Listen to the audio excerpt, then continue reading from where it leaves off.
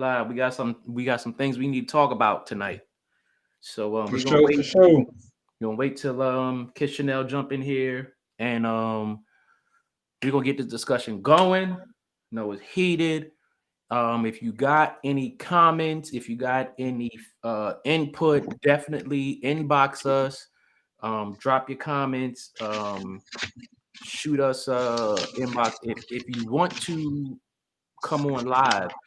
Shoot us your number in the inbox, and we'll try to get you on live while we go through this discussion. So that's what it is. It's a heavy discussion for so on so many levels, and we what the main thing that we want to do here is we want to express our opinions, but at the same time we don't want this to be a toxic conversation, because we don't need that. We don't need a toxic conversation. We want to express how we feel from our perspective and respect everyone else's perspectives.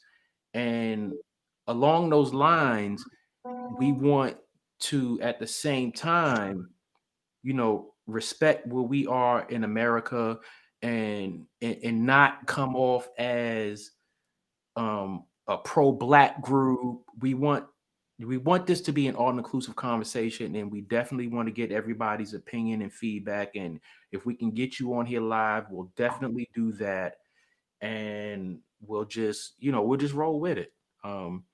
So I'll let y'all, throw y'all little, your little, forefront conversation or whatever before we start getting into the meat of this conversation. Um, I second everything you're saying. I just want everyone to again respect everyone who's talking or speaking at the particular time. Give them the opportunity to finish their thoughts. And again, this is no way us bashing any particular group whatsoever. This is an open discussion of people and their views and their opinions and what's going on in our nation right now. So again, we just ask that everyone be respectful. And you can also call in uh, if you like at 347-778-1082. Again, that number is 347-778-1082. If you, but before you call in, because I know it might get busy, just shoot a text or inbox your number. That way we can try to do this in an orderly fashion. That way we can get whoever wants to be heard, and whatever the case may be. So I'm tracking us live on we can get whoever wants to be heard. I'm tracking us live on Facebook and YouTube. So we are definitely good to go. Um I don't know what to say. Uh you know what? Let's just get into this. So I am going to, let me see.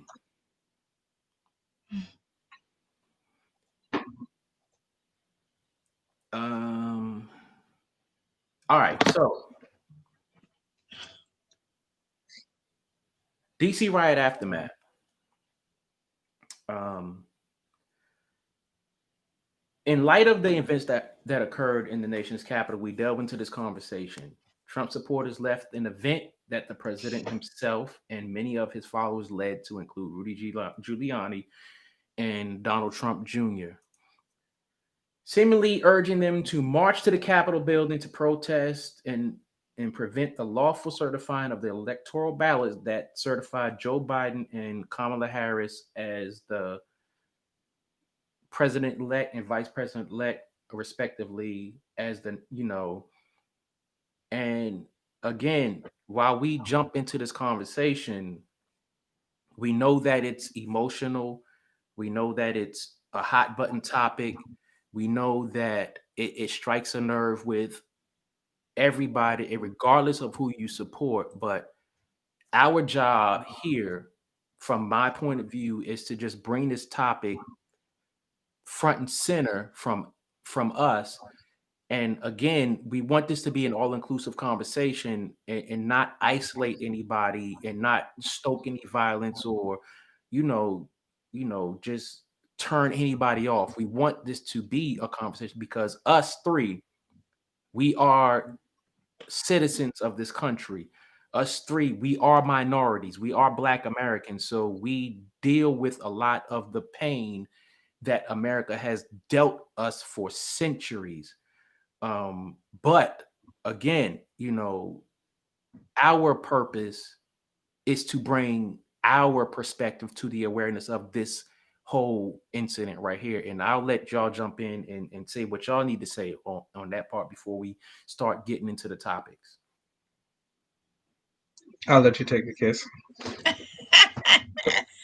Well, good evening, everyone. Happy Saturday. Get all the fluff out, right? So I'm really happy to be a part of this needed, unapologetic conversation that we need to have. And again, it doesn't matter what side you're on, Republican, Democrat, white, Black, that doesn't even matter at this point. It's really discussing this aftermath and how we move forward as united. I'll say that this discussion is much needed tonight. It's at the forefront of everyone's mind. It's definitely on a lot of people's lips right now, as far as like what's going on and how things were handled. Of course, things could have been handled differently, so this is why we're here now. So we're giving everybody a chance to chime in and politely give their opinion. Pretty much is where we at. So I guess to start this conversation off, I mean, let's just get into it. I see we have viewers on, so welcome viewers. I mean, what is your initial thought of what happened? I mean, we do have some meat and potatoes to get into, but let's go straight to it. I mean, when you were looking, at those photos, hearing from your friends or family member, what was your initial thought seeing people climbing the walls? I mean, that's what happened. My initial thoughts were, what the hell? Because for me, with my journey in the as being an American citizen, is I can't believe that I saw this happening in my lifetime.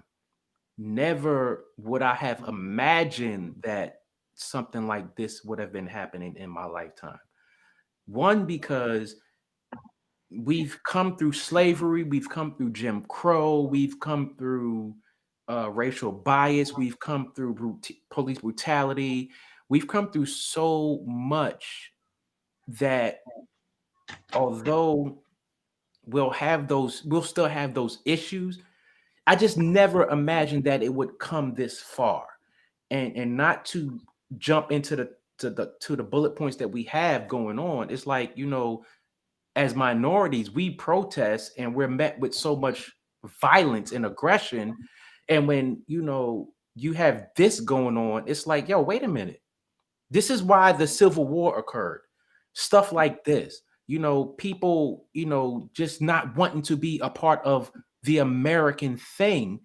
And they saying what they're doing is so American and patriotic, but it's like, no, that's not it. And one thing that really got under my skin watching the news is people carrying a Confederate flag into the Capitol. What bothers me about that particularly, and just like, really, a lot of people look at the Confederate flag as Southern pride. Okay, that's your opinion.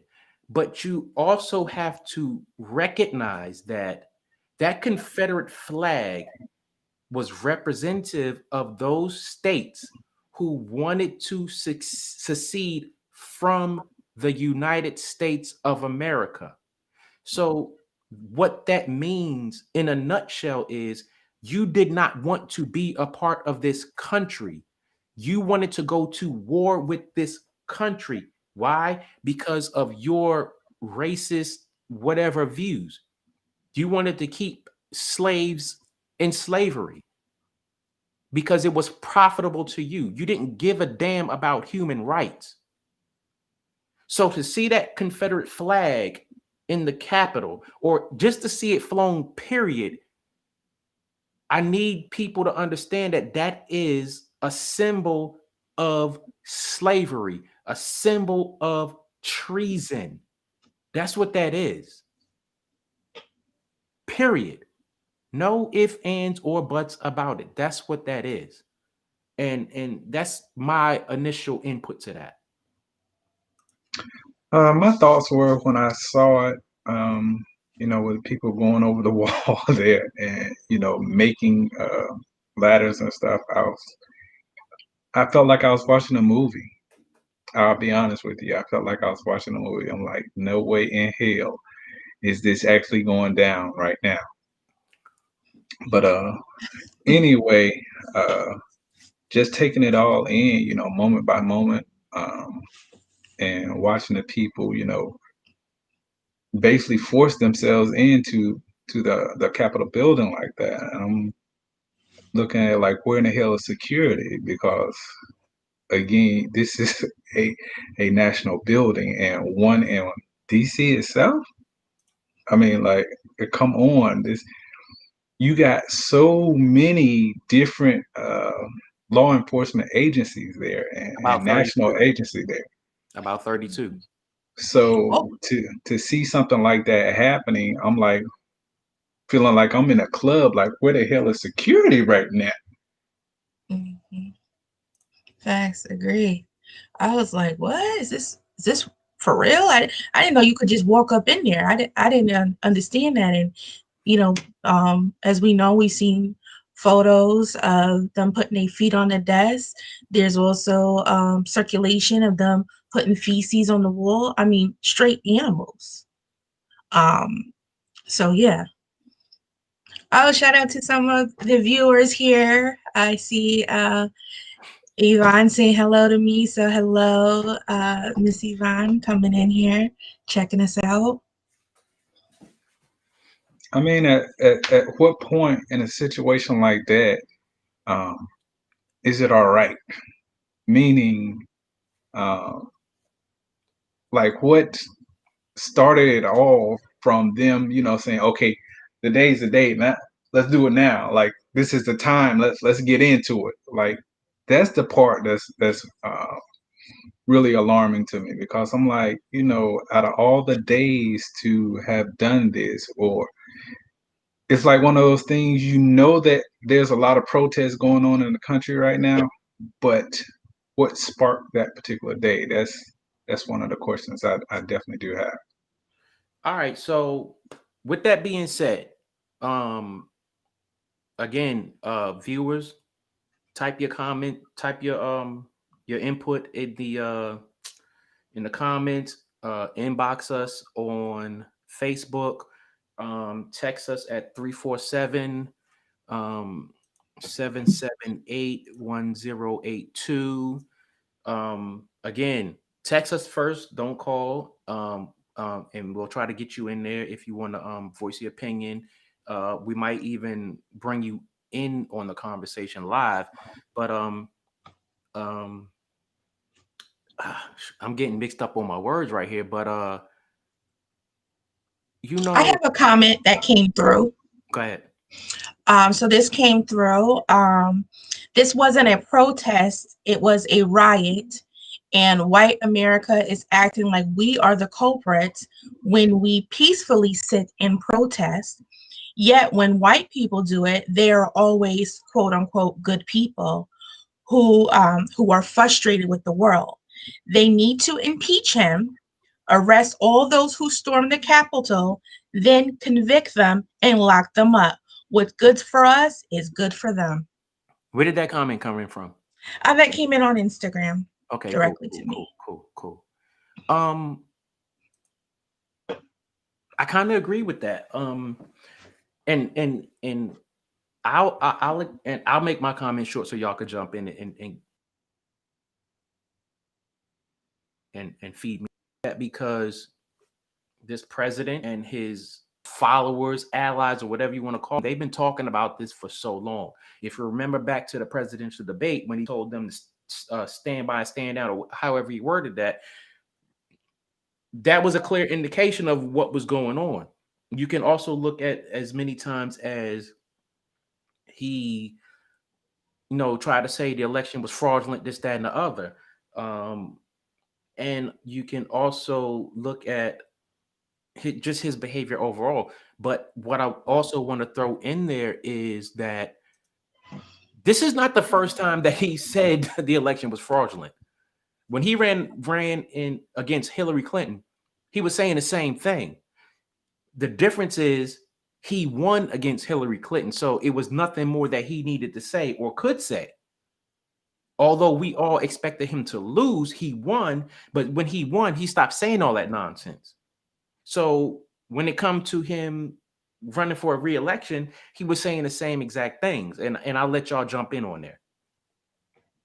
I mean, there have been some arrests. Of course, there are investigations going on.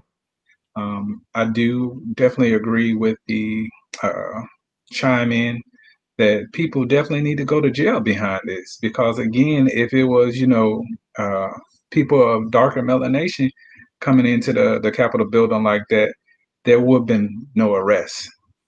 Those people would have been killed. Like I said, it would have been a pure bloodbath out there. And I hate to say it like that, but that's pretty much what it would have been. So with all that violence going on up there, and the people who did lose their lives, including a officer, from the information we've been receiving or given, it could have been a hell of a lot worse. So yes, there definitely need to be some more arrests made behind this incident. Tish, you got something to throw in on that? No, not yet. All right, so we're going to jump into our first bullet point, the comparison to the DC riots of 1968.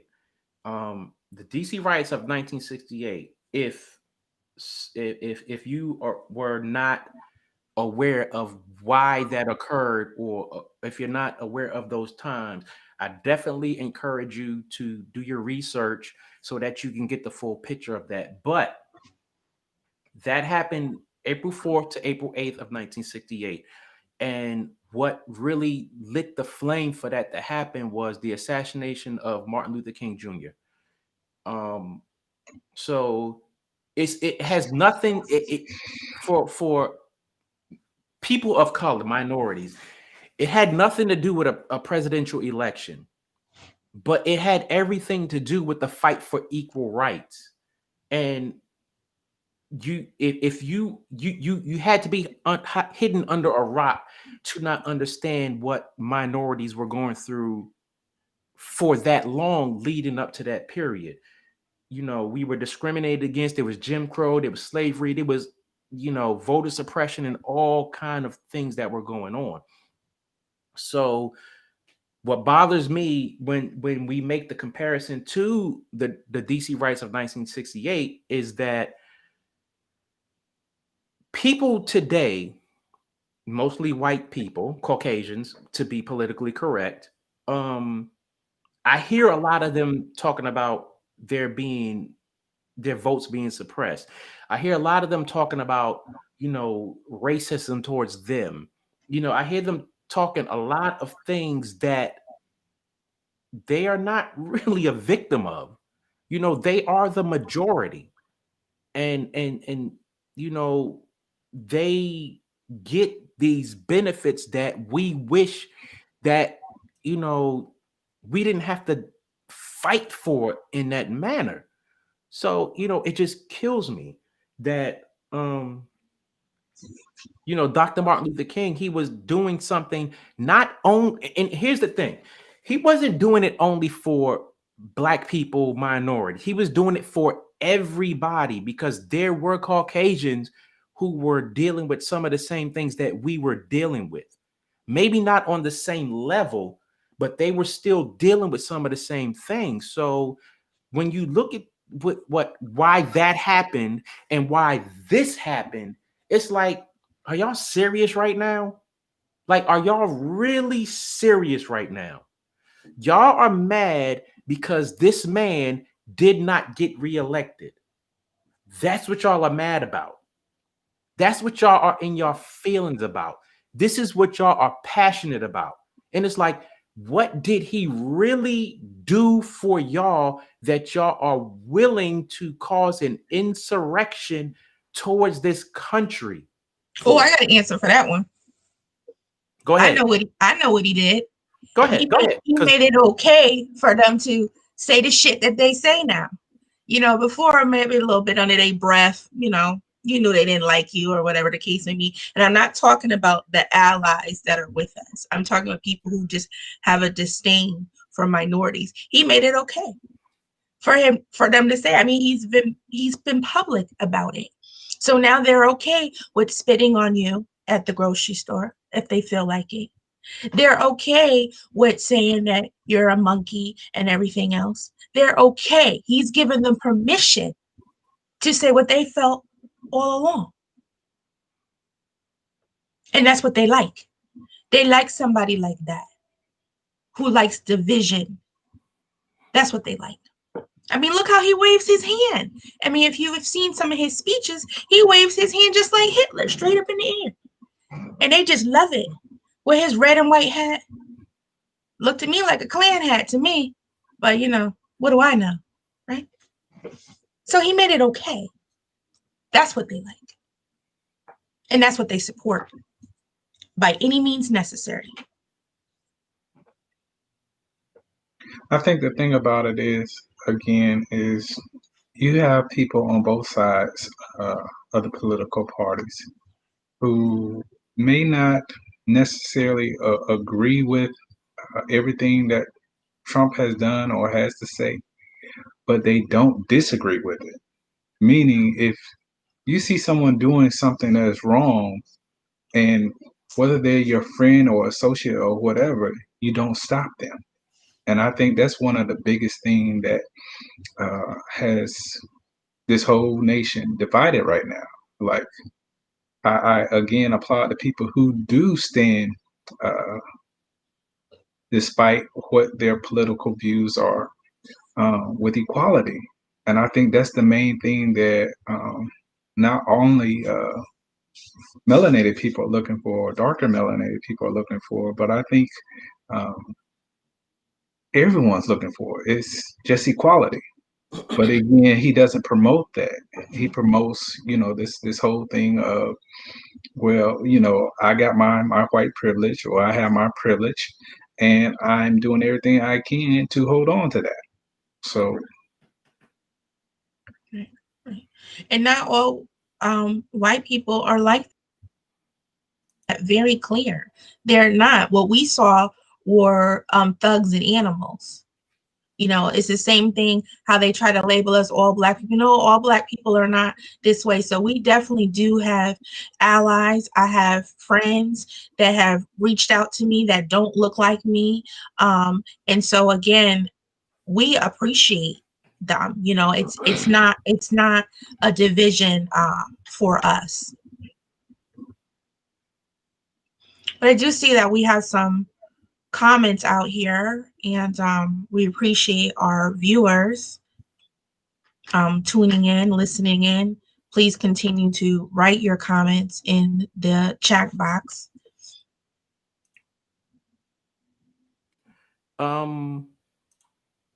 Let me address that comment from Alexandra Murphy right quick. I agree with you. We should not refer to ourselves as minorities. We should not. because the definition of a minority is a group of people. Well, this is just my off the top of the head, not technical definition. The definition of a minority is a group of people who are minority to whatever. And if you really take that into account, we as blacks, Hispanics, or whatever else that come to this country, we become a collective. The only other thing that I would want to add to that is that minority should not be used, period, because the vast majority of people who came to this country are not of a minority group. You know, so that's where I see that at. Sam says this country has always been separate and never equal. I cannot agree with you more, brother. And if you want, I would like for you to come on and live and voice your opinion on that. But it's always been separate. We have always been separated, and we're still separated to this day. And it doesn't matter if it's by income, skin color, a number of things that separate us, and it's a shame that we're still dealing with that type of issue in this day. So, do y'all have anything else to put on the comparison to the DC riots of 1968 before we move on to the next point? No, I don't have anything. All right, so now let's talk about the pre-existing conditions and the courses of events that led to the DC riots of 1968.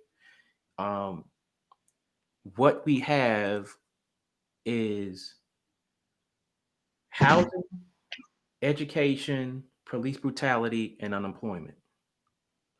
We know very well that housing was a problem, and I'm not going to say minorities. Shout out to Alexandra Murphy, but I'm not going to say minorities. Blacks were pushed to undesirable locations. And I'm not going to say minorities as far as housing. Education, they pretty much gave us the worst, and we did not have the resources, and I'm not fluent in this topic, but we did not have the resources and the drive to build our own educational bases, and they would not allow us to at the same time. As far as police brutality, we already know that law enforcement historically was to recapture runaway slaves. So that behavior has been carried on from then all the way up still to now. And unemployment, I don't even need to speak in detail on that because we already know what that is. So I'll give the floor to y'all so y'all can throw y'all input on that.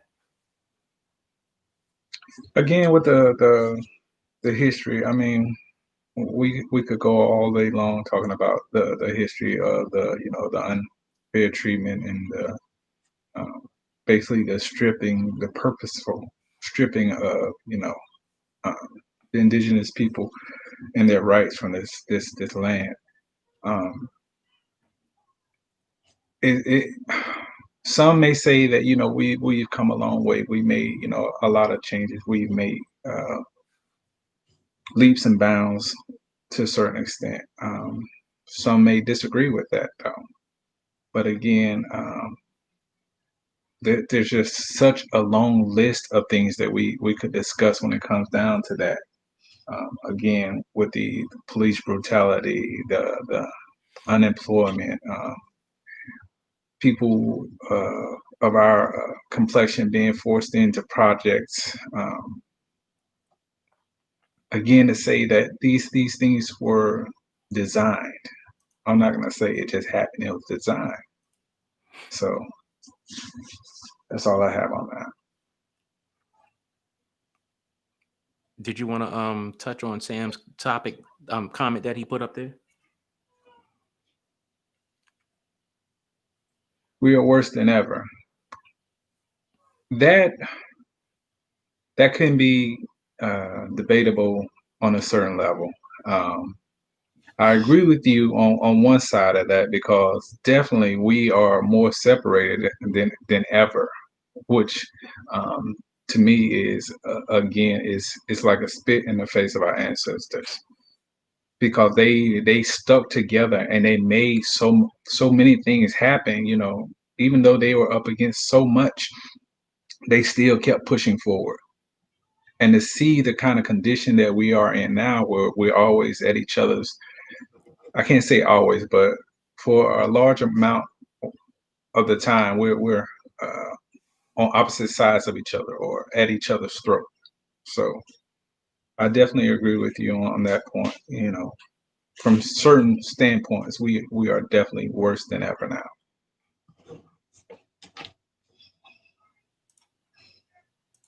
What about when he stated that all these topics have one source, white supremacy? My thing again is, who controls all the books, publications, TVs, movies? I mean, we're not owning those type of companies. Right. You know, we have, to my knowledge, we've never owned a book and you know, put it into a public setting as far as schooling, where we're actually teaching, you know, our history. It was always someone else's history. Mhm. So, with that being said, our next bullet point under pre-existing pre-existing conditions in course of events is that okay, so the cause the assassination of Dr. Martin Luther King Jr., which led to riots in 110 U.S. cities.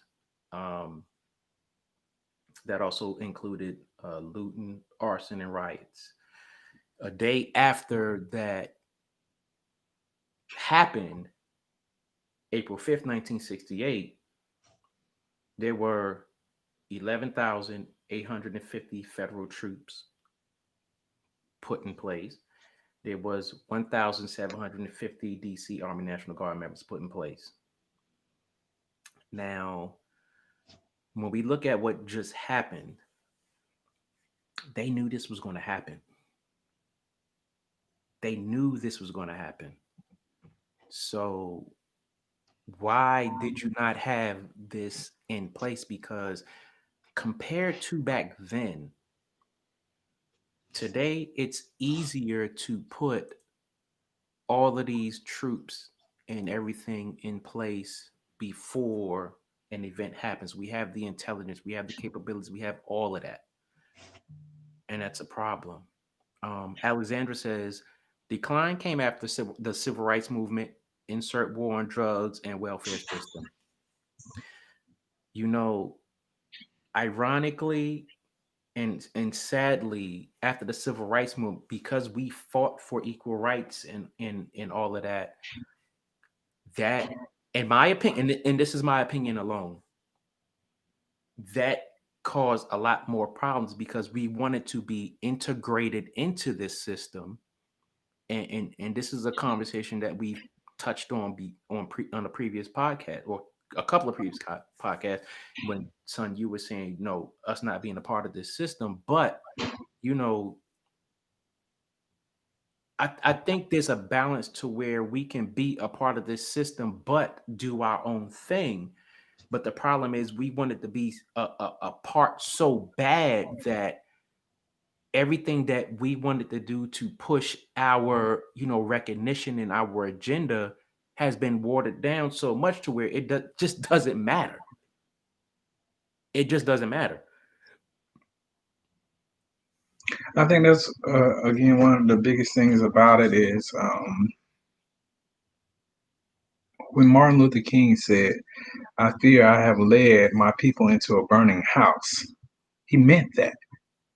He was giving, our people the heads up right then, because it was only after he saw what was really going on, he was like, damn, I really went in the wrong direction. When we started the whole integration thing, our population, as far as businesses, we damn near hit rock bottom. Right. I mean, whatever industry we're in, whether it was making clothes, bus lines, toilet paper. I mean, the list goes on and on. We were doing for ourselves. We had all these businesses already in place.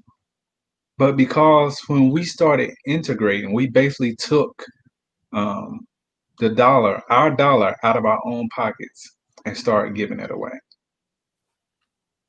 Because at that point, the Black businesses, they were leaving, each and every city and small town in record numbers. Because what was once ours, we either lost through,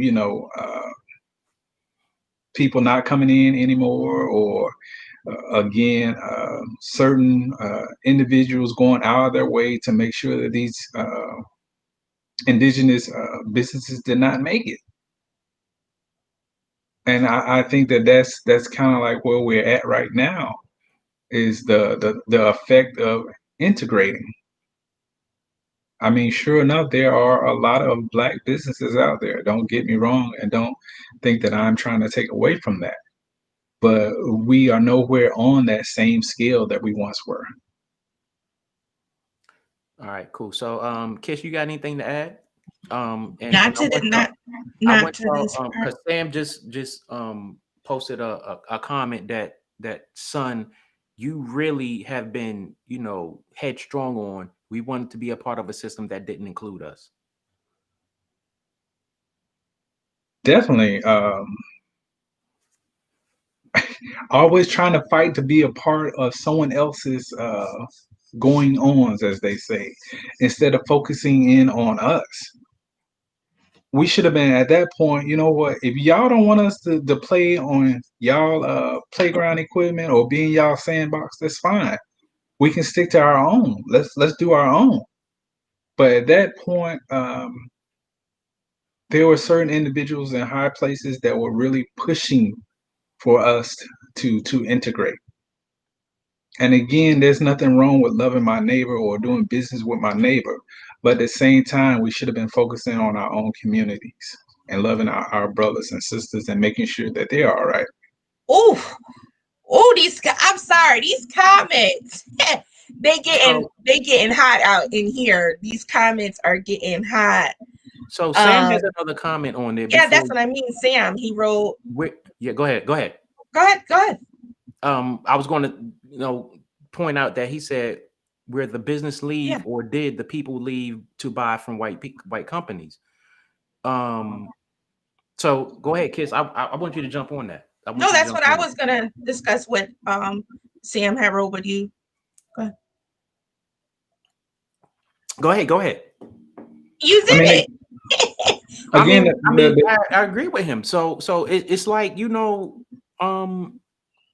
man, it's just crazy, man. And then Alexander says, strangely enough, there's a lot of hesitation for Black people to spend their coins on Black business. We'll accept mediocre business practice from predominantly white companies, but have unrealistic expectations on Black business. That is such a big problem that go ahead and drink on that. It burns a lot of us to the core. it burns a lot up to the core, because it's like, man, why are we still accepting this? Why are we still going with this? Why are we not doing the things that the Asians done? Why are we not doing what Middle Eastern people do when they come here? Why are we not doing what Africans come when they come here? Why are we not doing what Hispanics do when they come here? Why are we so drawn to this capitalistic nonsense that we can't even look out for each other? We have another comment in the chat from Elise. We tried to do that and they destroyed our cities. One example she writes is Black Wall Street. And then we have some, other comments. So it looks like we are kind of some agreement. Let's discuss that when it comes to our businesses. In fact, I love sharing my own stuff, right? I'm a pretty open book. So today I had a phone call from someone and they wanted to give me their opinion of my 8-year-old. And it was more of basketball driven, football driven, everything. And I had to stop this person. And I said, why does every Black person's dream gotta be basketball and football? I said, what if he wants to be an entrepreneur? What if he wants to be a brain surgeon or attorney general, a president? I said, we should be worrying more about creating generational wealth in our communities. I said, for example, he wants to own restaurants throughout the United States. And if he is successful at doing that, because that's his dream, what does that mean? That's more opportunities for him to employ other people. And everything is not about just sports. We are talented people that we can do anything that we put our minds to, but we have to stop being so close-minded that the only way to get out of the hood or urban city is just to play sports. And so I love that people are talking here about creating businesses, or our businesses are not as strong as they are, but yet someone tried to shut down my own son's dream because they think he's supposed to do football or basketball. Sam, do call in. Do call in. Again, the whole. We have to step back and really look at what's being pushed in our faces. Meaning, the athletes, they're being pushed in our face. Sports are being pushed in our face. So much is going on with Black actors being pushed in our face. And again, not knocking them, for doing their thing, but there's not enough of us being pushed as far as like inventors, writers, hell, business owners in general. All of those sections are not being pushed in our face, because they feel like as long as we keep those things out of their eyes, then, out of sight, out of mind. Yeah. Definitely. We have the comments is high. I don't know which one of y'all want to go in on them, but they are high, and I appreciate the viewers weighing in. We have some great stuff in here. Is it anybody wants to take it, or you want me to take them, or they're going in. Sam says we don't use grouponomics, and you know what? Me and Sam is a definitely insightful brother.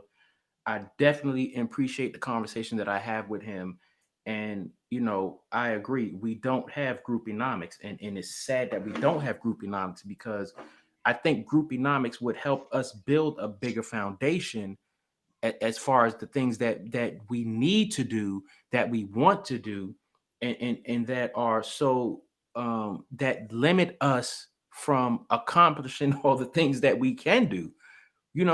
We can do it. It just doesn't make sense that we don't practice group economics when we see this happening every day with other cultures. The Jewish people do it, and they have a big footprint in this game. So I don't understand why that, and another thing that I think Sam said was about the flashy things. Why are we so hooked on flashy things? I don't get it. We don't need all those flashy things in order for us to, strive and move forward and do what we need to do. It just blows my entire mind that, you know, man, I I can't even get it out to the point where, to me, it makes sense. I mean, the thing Because about it is with the whole flashy thing is that's always been pushed on us. Meaning, when we had celebrities back in the day, even down to the hood, you know what I'm saying? When we had people riding around in nice fancy cars and uh, floating around in their mink coats and things to that nature. Hey, let me And interrupt you right quick. I got Sam calling in. all right, Sam, can you hear What's me? going on? Can you hear us? Yes, sir. Yes, sir. Yes, sir. All right. Go ahead. Go ahead and speak what you got to say, brother. Oh, so you know, let's just talk about the group economics thing first, before I go into all the other reasons. One of the things that we suffer from as a people is not just what slavery and stuff like that and Reconstruction has done to us. It's kind of what we've done to ourselves. We've spent more time trying to integrate and be a part of white society versus learning how to build ourselves up. So one of the things, if you look at the last 50 to 60 years, we have allowed the white community to basically push other communities into our urban cities and stuff like that. So let's talk about the Vietnamese that have moved in. Let's talk about the Koreans that moved in out west and stuff like that. They built all of these um, uh, businesses, from everything from cleaning facilities to local stores, giving them tax breaks and stuff like that. On top of the fact that they've also given them um, opportunities that they wouldn't give us correct. because they are immigrants. Uh, Now, as far as us, what can we do about that? Number one, we got to stop trying to outflash each other. Mm-hmm. Definitely. We have to be. There's a reason why they didn't want us to read. The reason why is to keep us behind. So we have to be able to go out there, one, to read a book, to learn how to do a lot of these things on our own, and stop waiting for a someone outside that doesn't look like us to help us out. Even within our families, our kids don't necessarily look up to us. They look up to the LeBron Jameses, the Kevin Durant's, and the all of these football players and stuff like that because they're multimillionaires. Why don't they look Correct. up to us? Because when they look at us as struggling. They look at us. Well, I want to do everything other than what my family or my parents are doing. Um, so when you start learning these things, you give yourself the opportunity to teach your kids from the age of 2 and 3. There is so much knowledge out there that we can learn ourselves, and then pass that down to our kids. That stuff is priceless. It Think is. about just something as simple as investing. King, you and I, we talk about investing, Yeah, frequently. we do. Whether it's investing into the stock market, whether it's investing into RITs, whether it's investing into um, mutual funds or whatever. There's so many things that you can do to actually start saving, start building for a future, because we never talk about generational wealth. I can't speak for everybody, but I know for myself, I didn't know anything or hear anything about generational wealth until probably the last few years. Like, we don't talk about, going out there and getting $1 million policy and teaching our kids how to live on a budget, to live off of 30 to 35% of our income and take the rest and put it aside for retirement. We're not teaching our kids that. So some of it does, the onus belongs on us. Yes, there's a lot that belongs on the this society that we live in, because they put us behind the 8 ball. Yeah, But definitely. with all that being said, we can work together to get on the other side of the 8 ball. I agree. All I right. totally agree with you, Thank you for brother. calling in, Sam. We're gonna jump into these comments.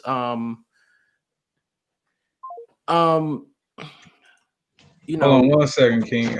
Again, for those viewers right now, our number, if you want to call in, please do so at 347-778-1082. Again, that number is 347-778-1082. Okay, proceed. just send me a text message. Send a text message before you call in so that we don't get the line cluttered up. I'm gonna try to get through these comments because we definitely want to get to the meat of this conversation. Sam says, "Who's teaching our kids to own businesses?" The role models are shot. Alexander says, "Look at pop culture. Athletes and performers are more elevated." Definitely agree with that. Sam jumps in again, where our kids learn to invest.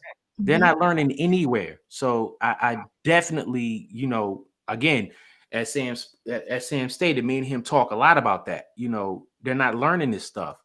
That's true. Can I weigh in on that invest Go ahead. part real quick? So that's very much true. I started learning different things just by speaking to more people who had wisdom, right? And what I mean by that is this. So a lot of times we don't want to listen to nobody else, right? We think our way is great, even if you're not getting results. And I'm not that type of person. If I am still in debt or I'm still struggling paycheck to paycheck, my way is not working, right? It's not working for me. It's causing me stress. It's not helping my livelihood. But however, I am fortunate enough to have good friends and family members who have taught me in my later years in life to say, be a smarter shopper. Try it this way, do it that way. And honestly, it has started to help me out in a huge way that I'm able to start teaching my children. This is why my 8-year-old son wants to own businesses throughout the United States. This is why my oldest son wants to study psychology to come back to teach urban trauma. This is why, because I decided to open my mind up different than what it looks like and what it's going to be. It's not what it looks like, it's what you want it to be. You have to put in the work in order to get some results. And so about the investment in the businesses that Sam is mentioning about, we're just going to have to go back to that old school where teaching starts at home. And if you know someone who maybe doesn't know the information or not teaching their child, you don't have to be the person to preach to their children. You could just say it in a nice way. You know what? You earn that $20. Why don't you just save about $5 this week before you go spend, that money on that new toy? It's those little things that starts to get somebody to think. You don't have to tell somebody what to do. You can just be talking to them in a conversation. Because remember, once you say something, it's already out in the atmosphere. True. So I want y'all to jump on Stu's comment. He says most of the youth in the inner cities only see athletes as successful. I want y'all to jump on that before I provide my comments. I'll say this again. The thing that's what they see on the television.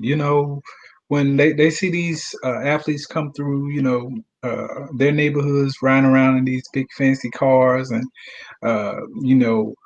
with the fancy sneakers and the fancy clothes and all that, that is deliberately being pushed to our communities. So the thing that's not being pushed is, like people who are inventors. They are great indigenous inventors of this land. but you don't hardly ever hear about them.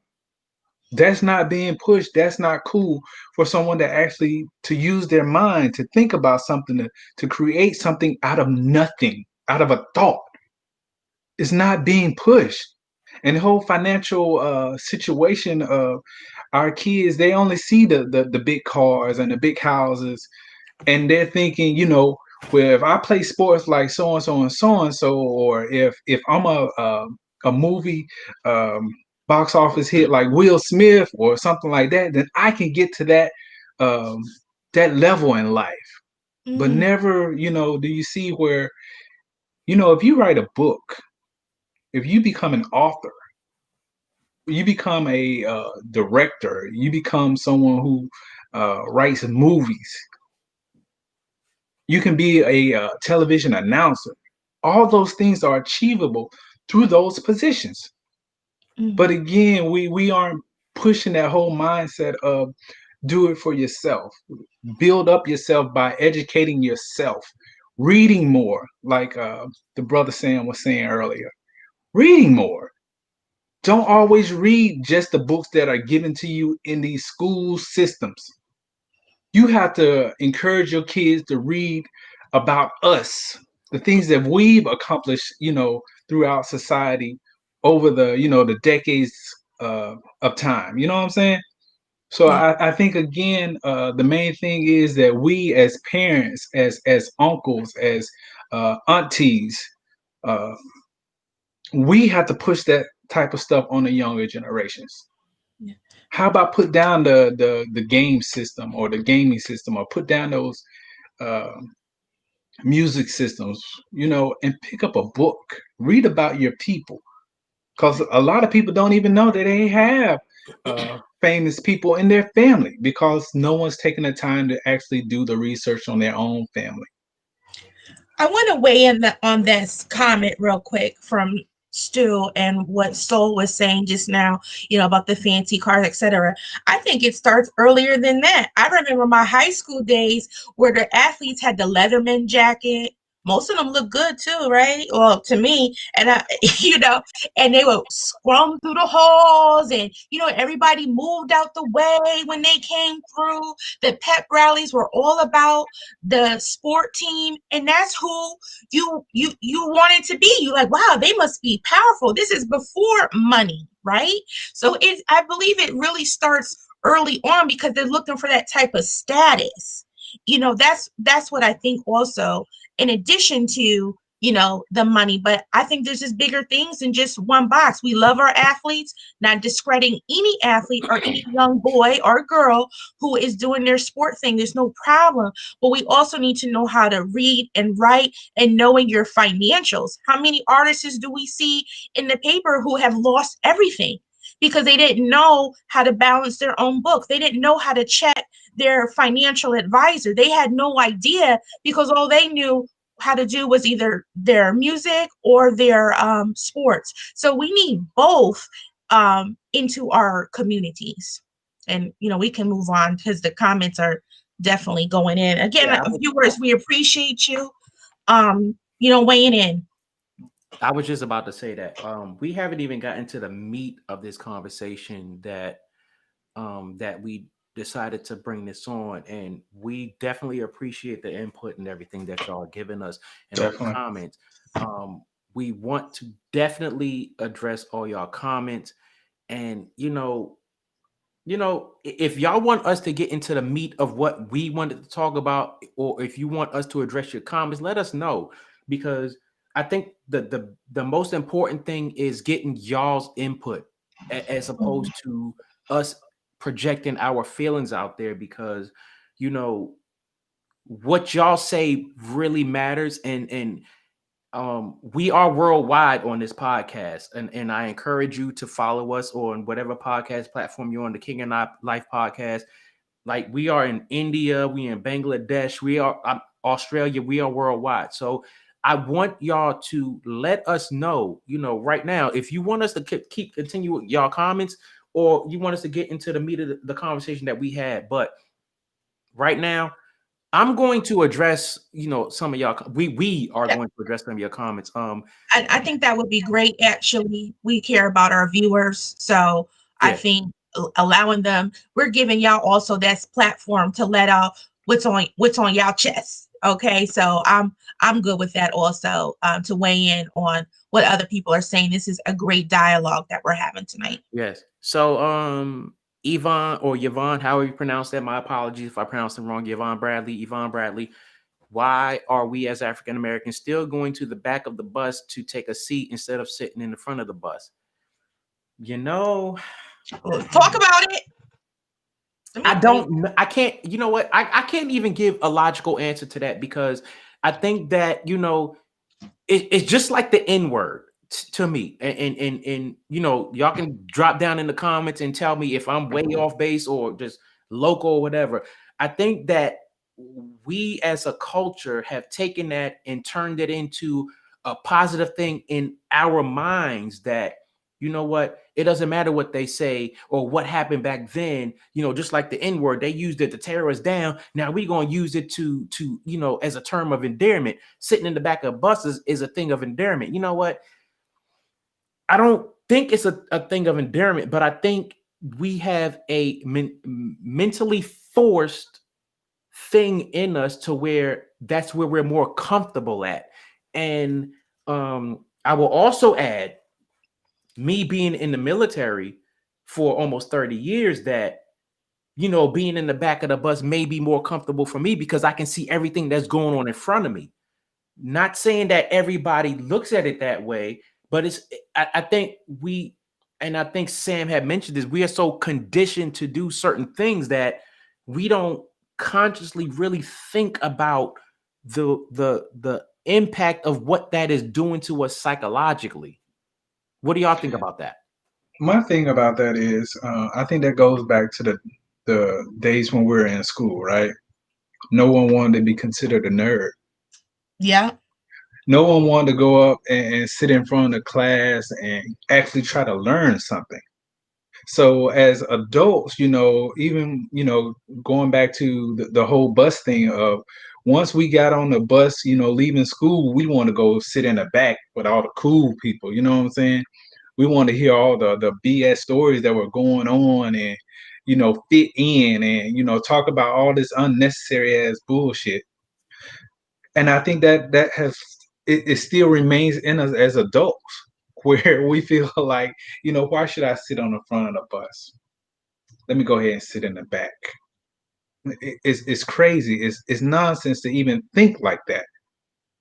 I remember being in school, right? And my wife would say, to a certain degree, I think you're such a nerd. And I take that, appreciate it. But my whole thing is, I wanted to learn.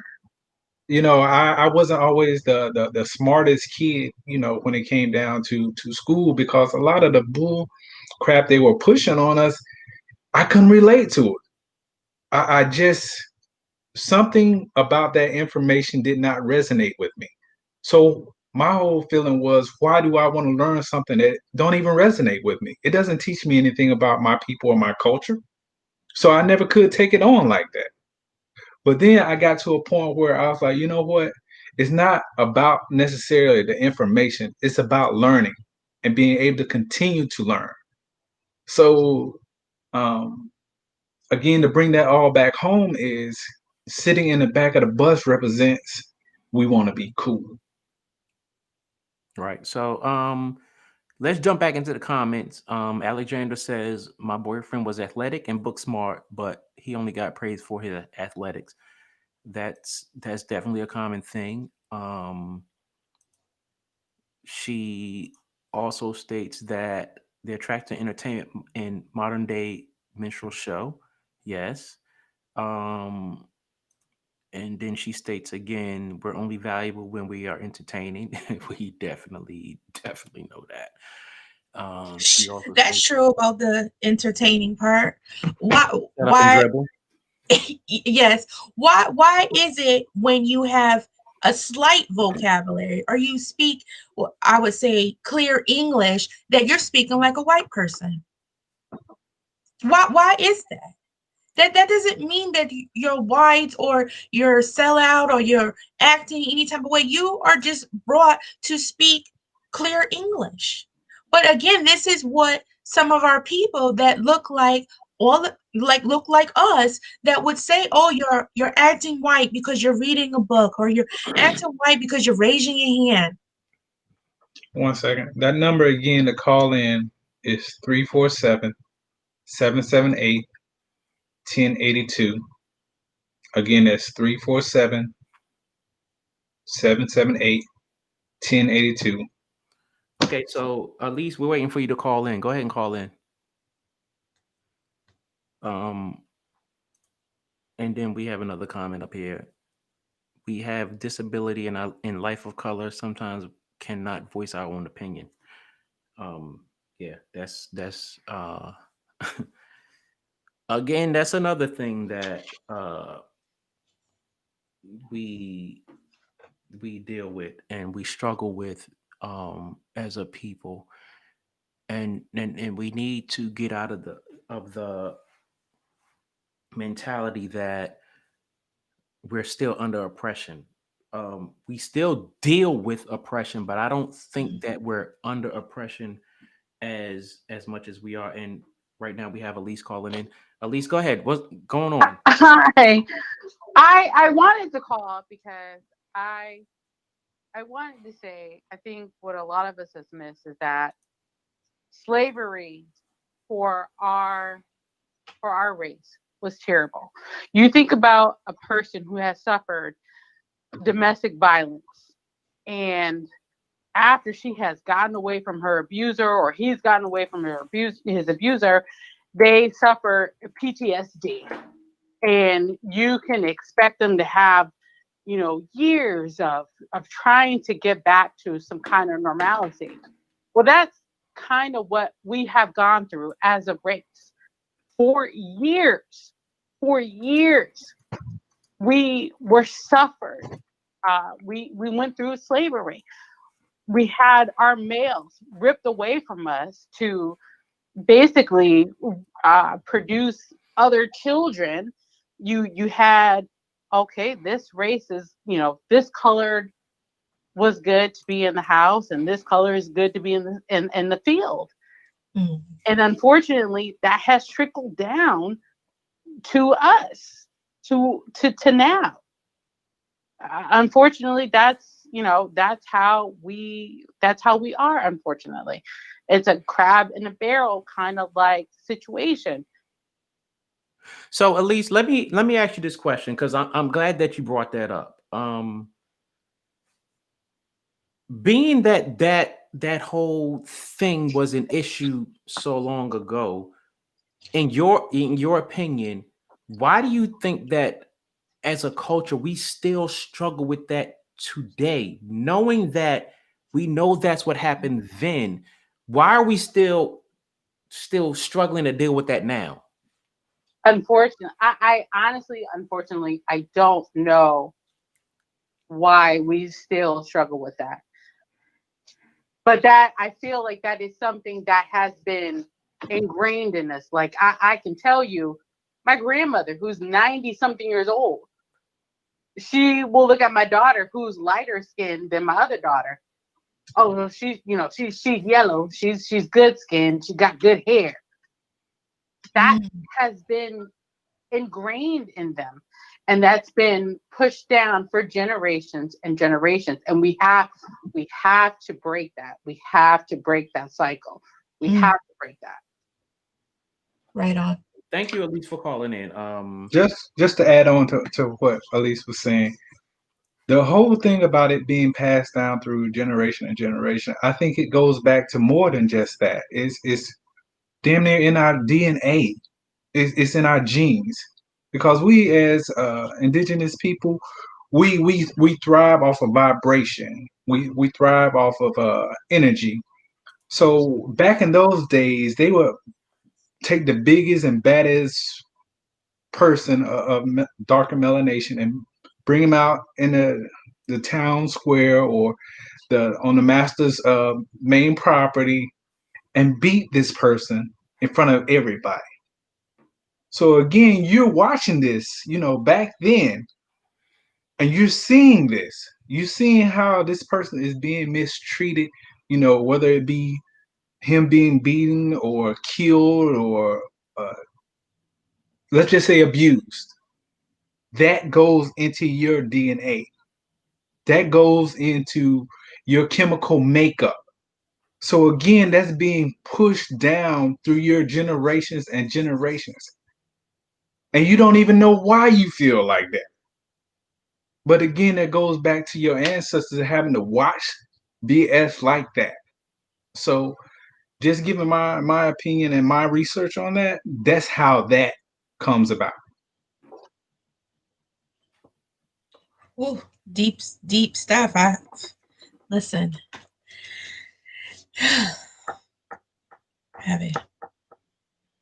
It's I want to get you know it I don't even know what to say because we wanted to take this topic one way, but I am so appreciative of the comments and the call-ins and all of that. Mhm. I can't even justifiably go into our outline because your comments and your input are more important than what we wanted to talk about, and we appreciate that. Elise dropped the comment exactly. We did, however, the slavery mentality has us pinned against each other, crabs in the barrel. We see that every day. All you have to do is look on YouTube.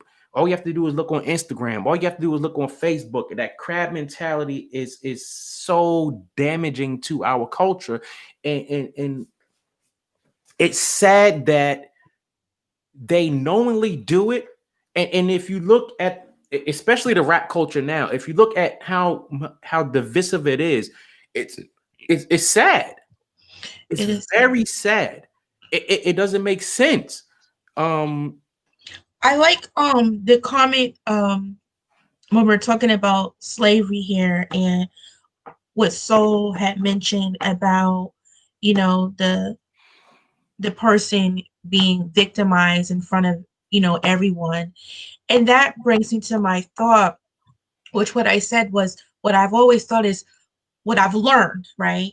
Because obviously I wasn't fair, is that we still outnumbered them at that time, but our psyche was so damaging that we didn't think that we could overpower them, which kind of goes somewhat into this DC aftermath topic that we're discussing here, that we started discussing, is that I'm not saying for us to run down to the Capitol and climb walls and storm into the Capitol. I'm not suggesting that. But what I'm saying, what I'm thinking here is that what they did, because they felt so strongly about, is not something that we couldn't have done, right? We don't have to always keep talking and talking and talking.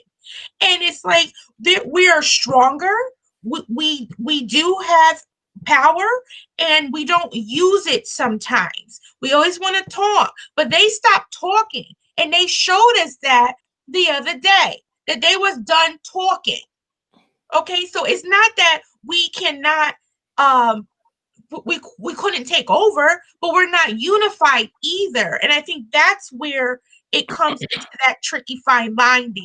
Again, I'm not suggesting us run down to the Capitol. I'm not suggesting that. But what I'm saying here is that they were unified to get what they got done, and it did get national attention. Not positive, but they still got it. Again, I think that goes back to we have so much power, spending power. You understand what I'm saying, T? If we pull together just on a financial front, we could shut this whole nation down, I feel. Yeah. If we took just one day and say, you know what, we're not moving anything. We're not buying this. We're not buying gas. We're not going to the grocery store. We're not doing any of that. on this one day, but again, that requires everyone moving on the same page. And again, that's not just for indigenous people. Oh man, I think we lost son. Um, but even what? Okay, we got him back. Oh, We there you lost go. you for a second, brother. Okay, if we don't stop as a nation being bullied, then things are never going to change for any of us. Because again, there are uh, white people just like us who don't appreciate the direction that this country is going in. If we all came together under that one banner of we're not spending, boy, I tell you, that's a lot of power right there. So I want to address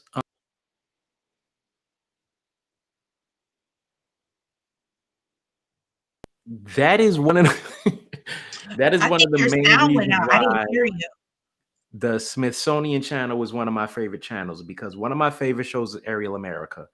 And I've said this on a previous podcast that, you know, although they don't dig deep into all of the intricacies of what occurred or what happened and all the details, because they can't, but it gives you a good basis for wanting to learn and research all these other things, because reality TV is toxic as hell. A lot of this television programming is toxic as hell, and it doesn't make sense that, you know, that a lot of our youth and even people in our age, I'm 47, a lot of people in our age bracket, they feed off of this reality TV nonsense.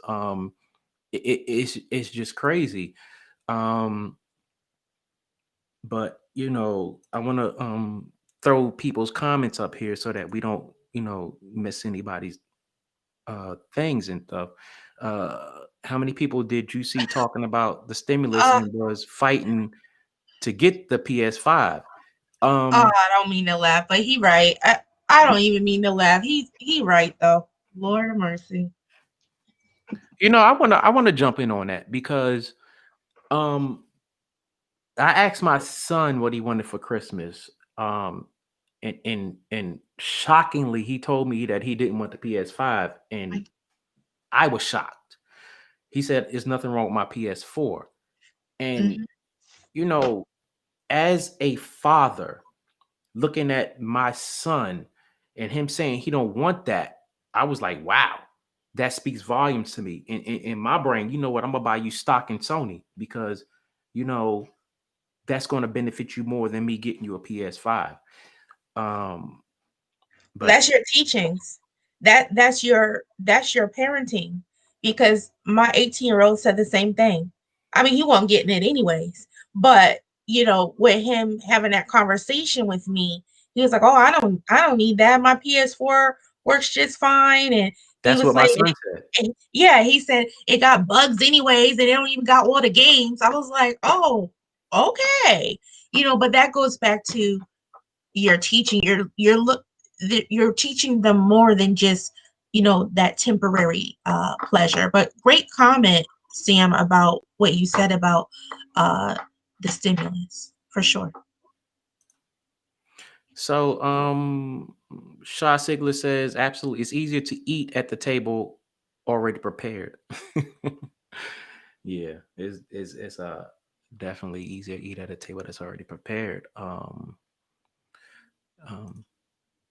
we're gonna go through some more of these comments. Stu, it wasn't wrong that we had to sit in the back of the bus. It was just wrong that we had to sit in the back and wasn't allowed to sit in the front of the bus. So choice is taken away, I think Yes, is what he's yes, saying. The yes, choice. Right. yes, Totally agree. yes.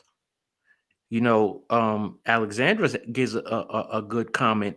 Complex PTSD. Um, Definitely. You know, a lot. what I want to say about that is, yes, as a whole, we suffer from this complex PTSD. For some of us, you know, we have to take a fuck it pill and be like, you know what? I'm not going to let that hold me back. And at the same time, there are a lot of us who cannot escape from having that mentality of, oh, the white man this, the white man that. And they're stuck in this mentality. I've had a conversation with my oldest son, you know, several times, and it baffles the hell out of me that he has that slave mentality, in my opinion. He has that oppressive mentality, in my opinion. When I say, even though we have the struggles that we have as black people or minority, not even a minority, as blacks, life is not that fucking hard. It's not hard. If you apply yourself and you are strategic in your actions, I believe, whether I'm naive or not, I believe that we can get ahead of where we think we should be or shouldn't be. You know, I don't know. Maybe it's me. Maybe I'm just crazy. Well, nah.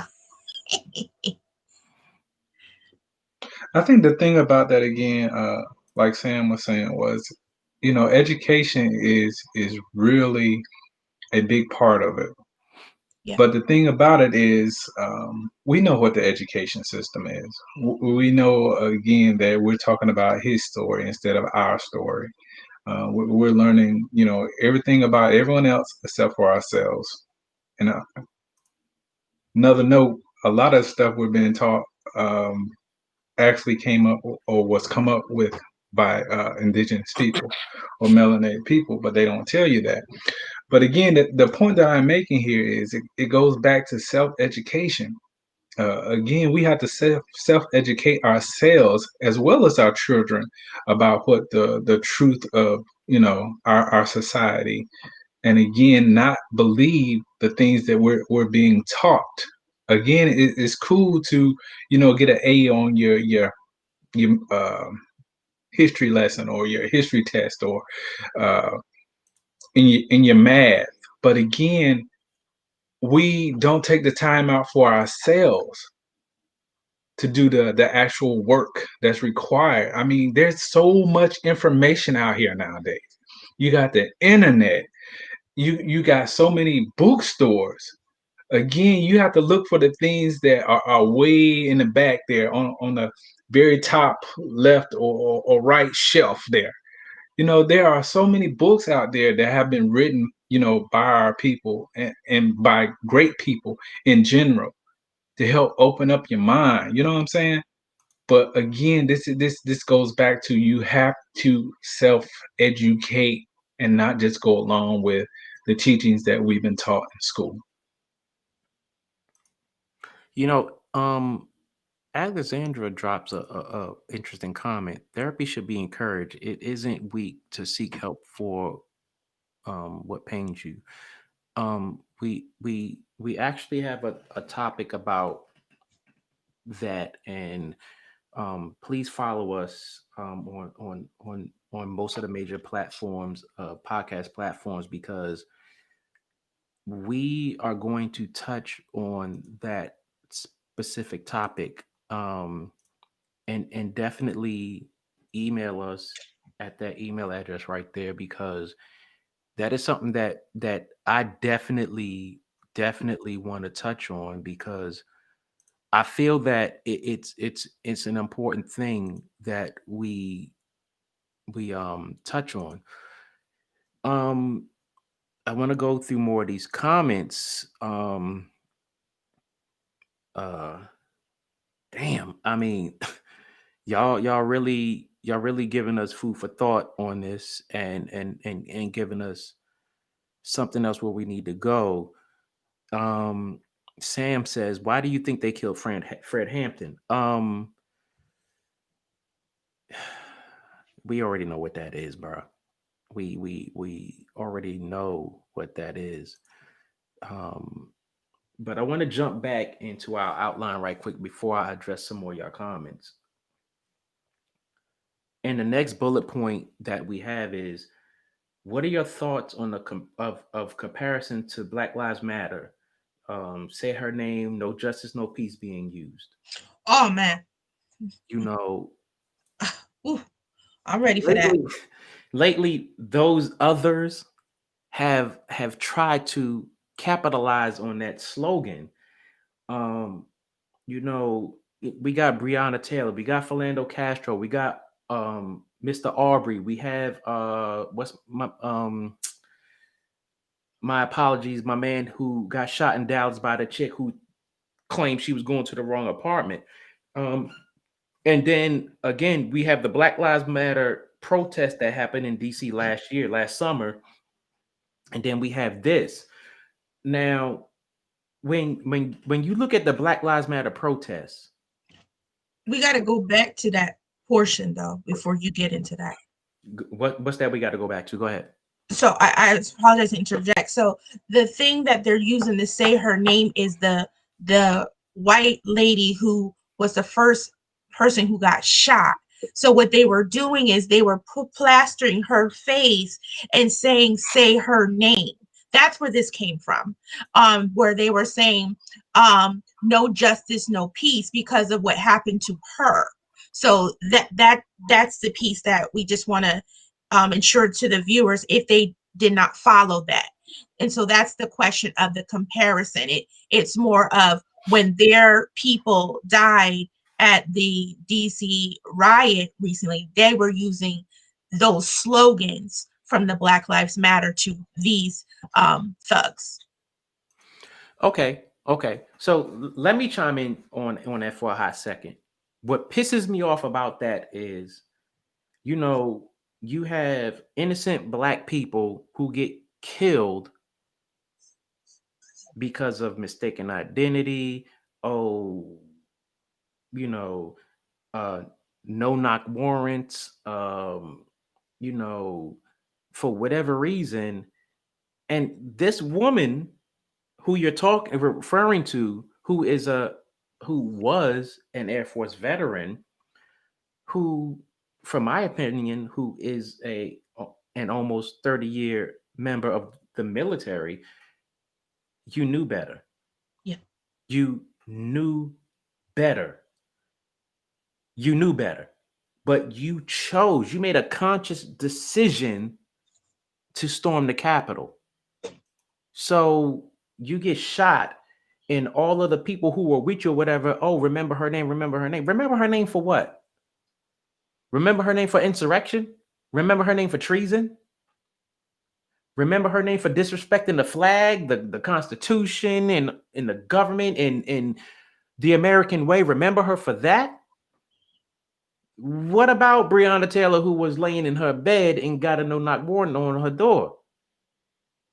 Let's remember what's important here. You were part of a group incited by a reckless and ignorant president to overthrow the democratic process. Why are we remembering your name?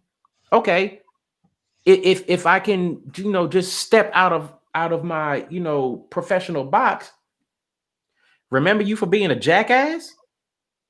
Like, come on now, help me understand.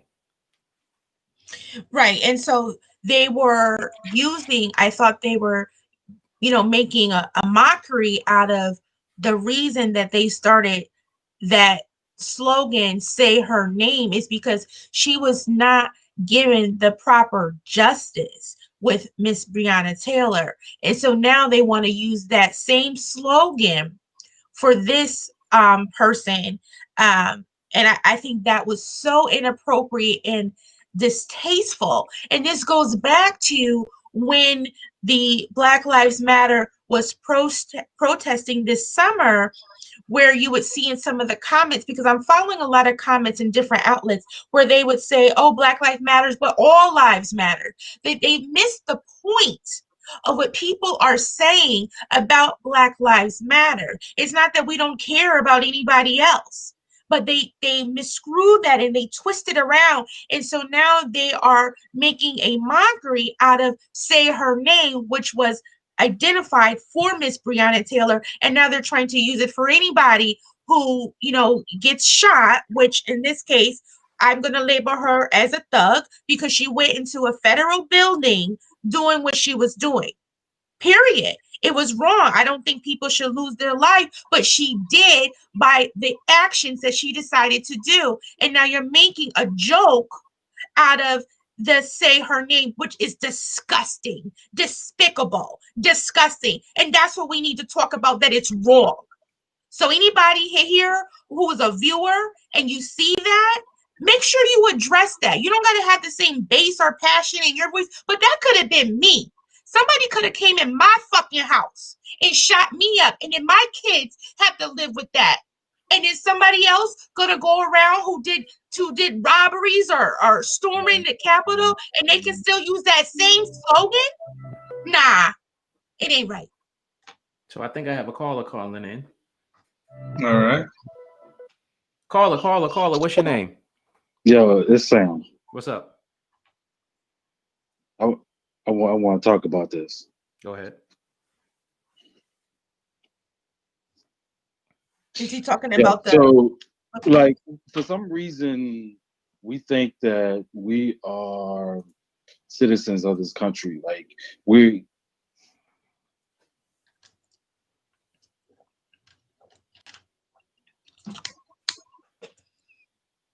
You still there? Yeah, I'm still here. I thought she was saying something. Oh, no, go ahead. So the thing is, a lot of people, especially a lot of Black people, we feel like we have the same rights as whites, and that is so far from the truth. And because of that hallucination, it's holding us back. So for starters, we talk about this Black Lives Matter thing, and they respond back with the Blue Lives Matters or all lives matters, whatever. The point is to put out that fire. They don't give a shit about Black lives. When in this country has this country ever gave a shit about Black lives? Help me understand that part. Because people keep saying, "Oh well, we are on the same page. We're all the same people. The only thing we do the same is fucking bleed. That's it. That's it." So if we're gonna talk about this, we have to be more.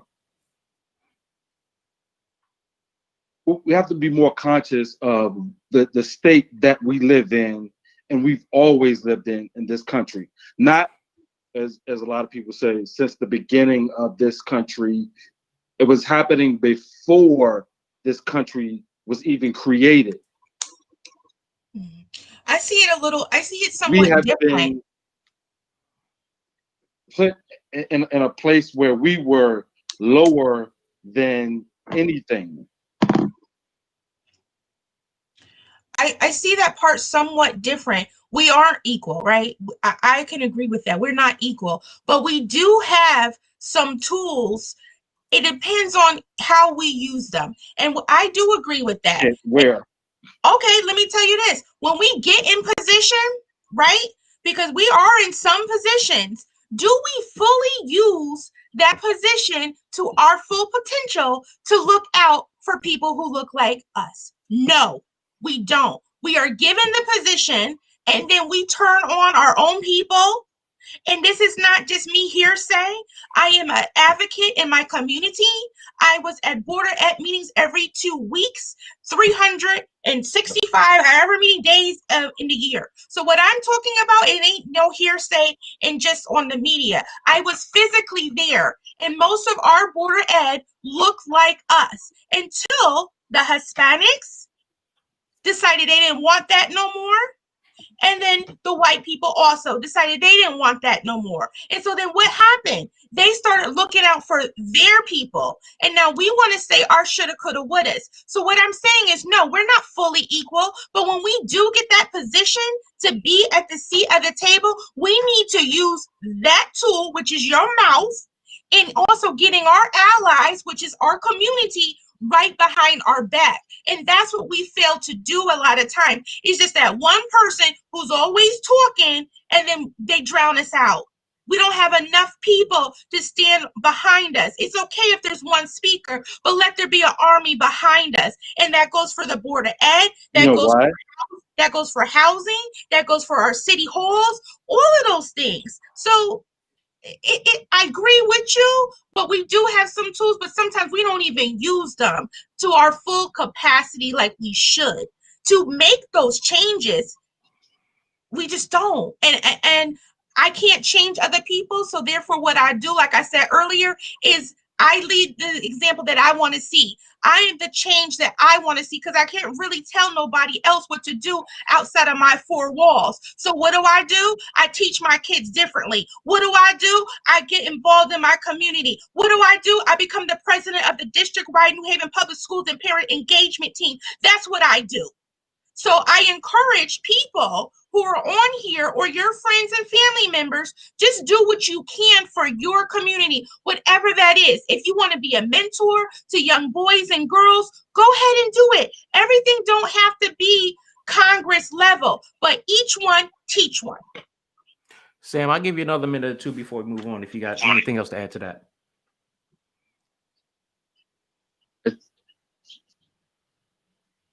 Go ahead. Yeah. So I was gonna comment, and based on what or basic, give a little bit of rebuttal to that. So all that sounds great. So we were talking about a minuscule number of people that are willing to even step up to do that. So when you look at black leaders that we know about, your top black leaders, like I brought up Fred Hampton, I brought up we can bring up Martin Luther, we can bring up Malcolm X, we can go through the entire gambit of black leaders through the path, the Black Panthers. What has happened to all of them? They've been killed. They've been stripped of who they are. And the reason why, because number one, Fred Hampton wanted to bring blacks and whites together and say, hey, you poor whites, you're being treated just like the blacks. And you know what they said? You're right. And what do? They killed them. 21 years old. They killed them. That whole no-knock shit, they killed them. So we have to understand, a lot of people are fearful of taking that step. Well, that's why I said you do what you can do. You know, everybody, I mean, you don't have to be famous to be a leader. I know people here in this viewers. I know one young man, Stu, who was in here. He's a father and he's a community person. He spends time with his son. He takes on other boys to do activities, athlete, anything that they want to do. He encourages them. He's been doing that for years, many times as I've known him. So again, you have to think about what is your definition of a leader, because I'm a leader from where I stand. And nobody will take that away from me. Before we move on to the next point, and again, we appreciate y'all comments and input and call-ins and everything like that. Follow us on all major podcast platforms. We have made it a point to do a segment on African American figures, places, and events, so that we can, bring a level of education to all of our viewers worldwide, because we're worldwide. We're a worldwide podcast. And we want to bring that awareness to the contributions that our people have given to this country and to the world.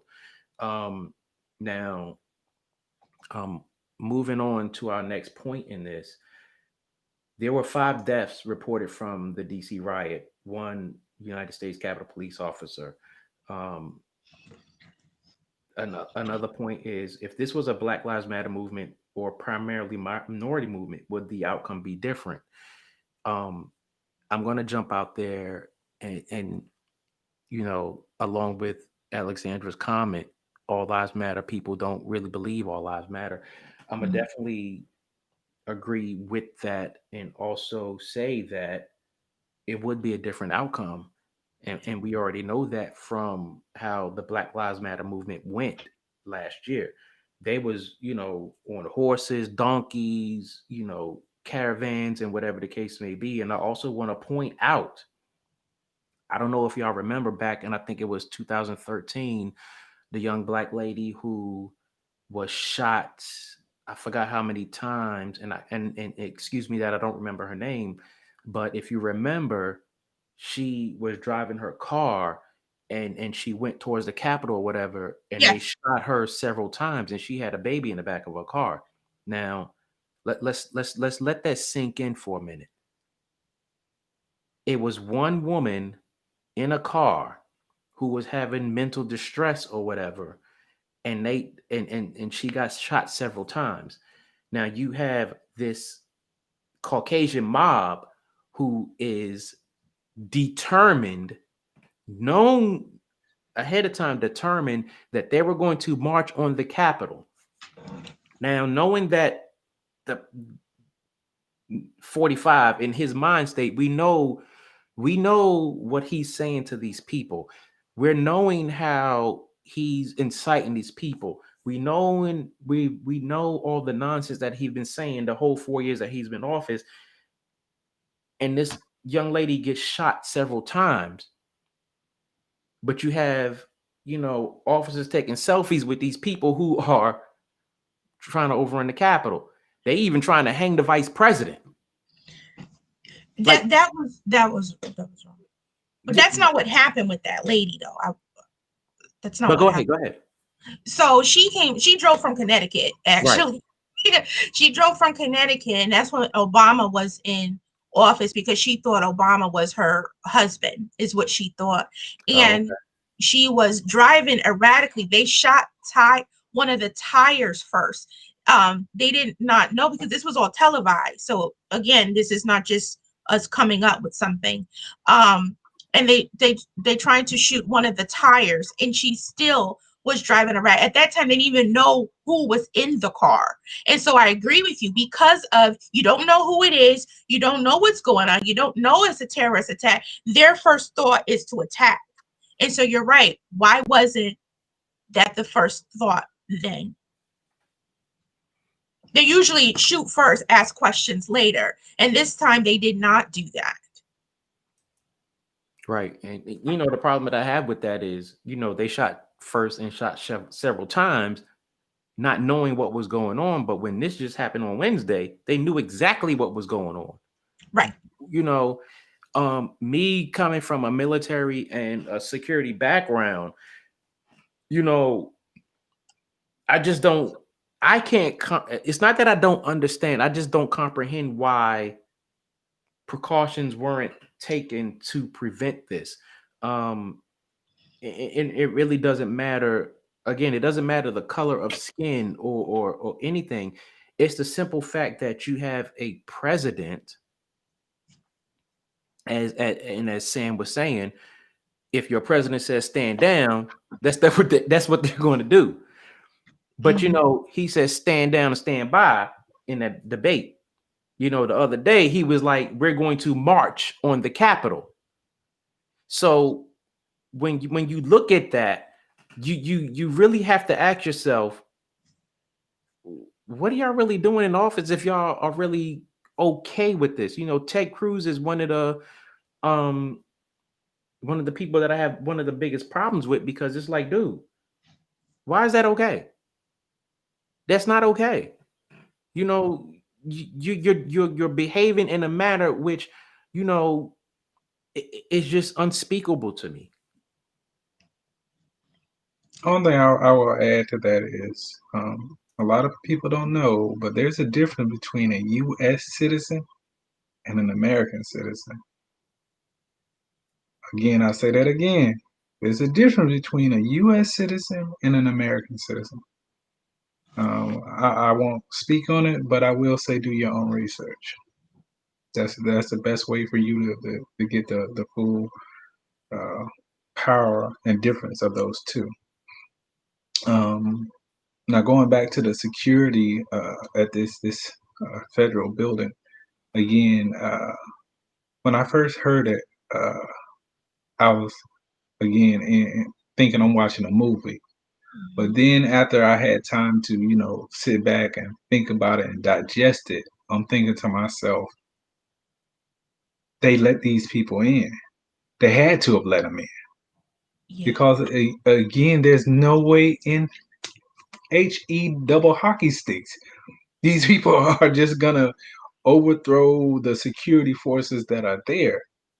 And even if they did, I mean, there would be so many agencies there within seconds. I'm not even gonna say minutes. 32 I'm gonna law enforcement agencies in the National Capital Region.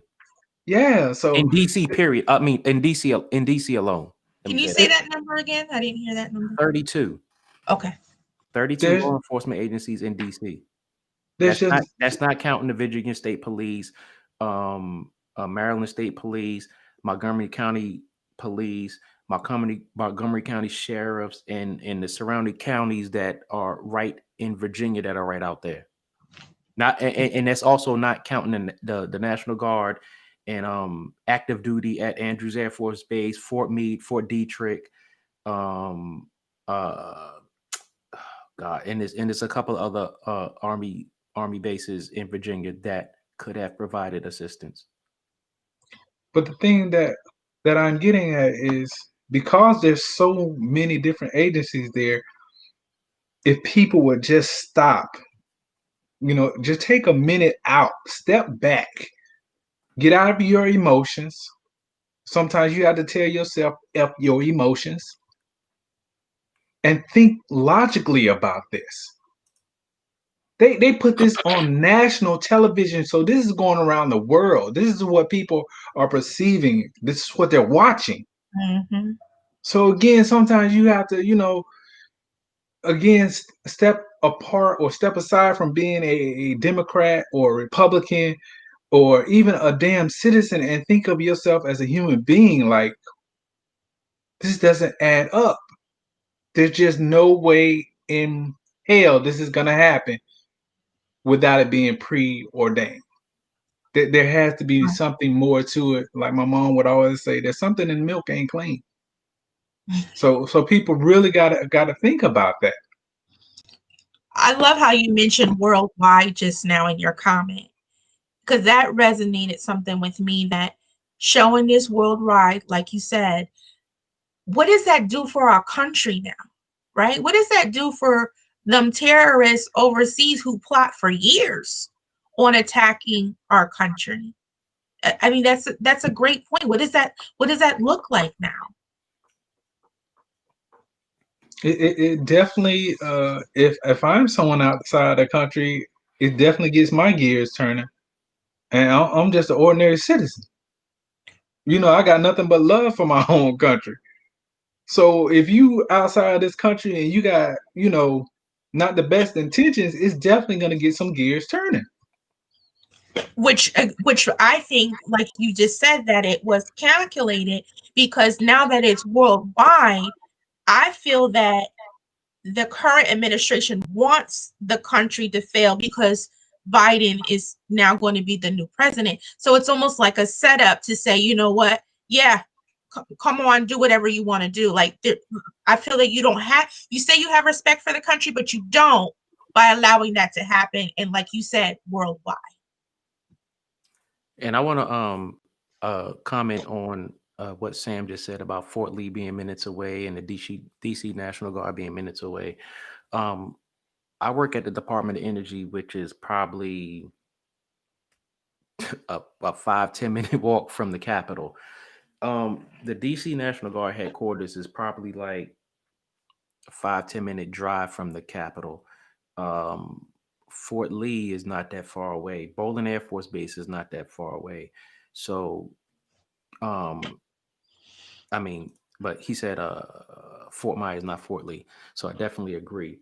And Sam, please, if you will, I would like for you to share your post that you're referring to, because I'm looking at it now. I would please share your post in our Facebook page, the King and Our Life podcast, because I think that's very, very, very important information that that could be shared with everybody that's on here. And you know, so that they can and see what you were talking about. And everybody that's on here, please follow us on the King and I Live podcast on Facebook and YouTube and Instagram. You know, to address some more comments. This situation did make us look weak and goofy. Um, it felt like a movie. Like, yeah, it did feel like a movie. Um, then I want to move on further on to, you know, some of the comments. I mean, some of the bullet points that we had under um, about the comparison. You know, you had officers recorded taking selfies with these agitators. Um, we all know that you can't always um, follow what mainstream media is saying, but even if you take it with a grain of salt, when you look at, you know, what is being posted, and you know, we had this discussion the other day when someone started saying that, you know, go down and put eyes on the situation. Personally, you know, when you see certain images and certain videos that are being plastered on several news stations, um you know, it's just sad because I literally saw uh a capital state, I mean a capital U.S. Capitol police officer taking a selfie with some of these agitators. I saw a video where agitators were saying, you know, if you leave, we won't hurt you. And I'm paraphrasing here.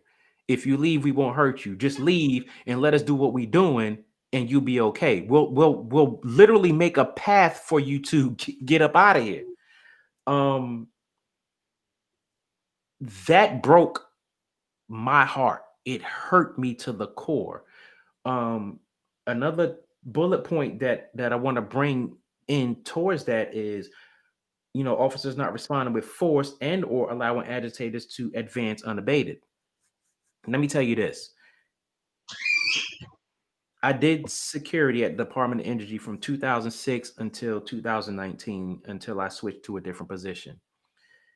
And, you know, use of force and deadly force, as long as you can articulate it, is, you know, legal and just.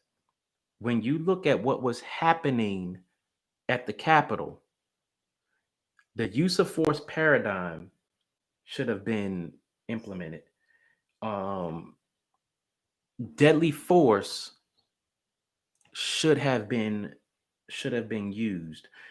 And for those who are not familiar with the use of force paradigm or continuum, um,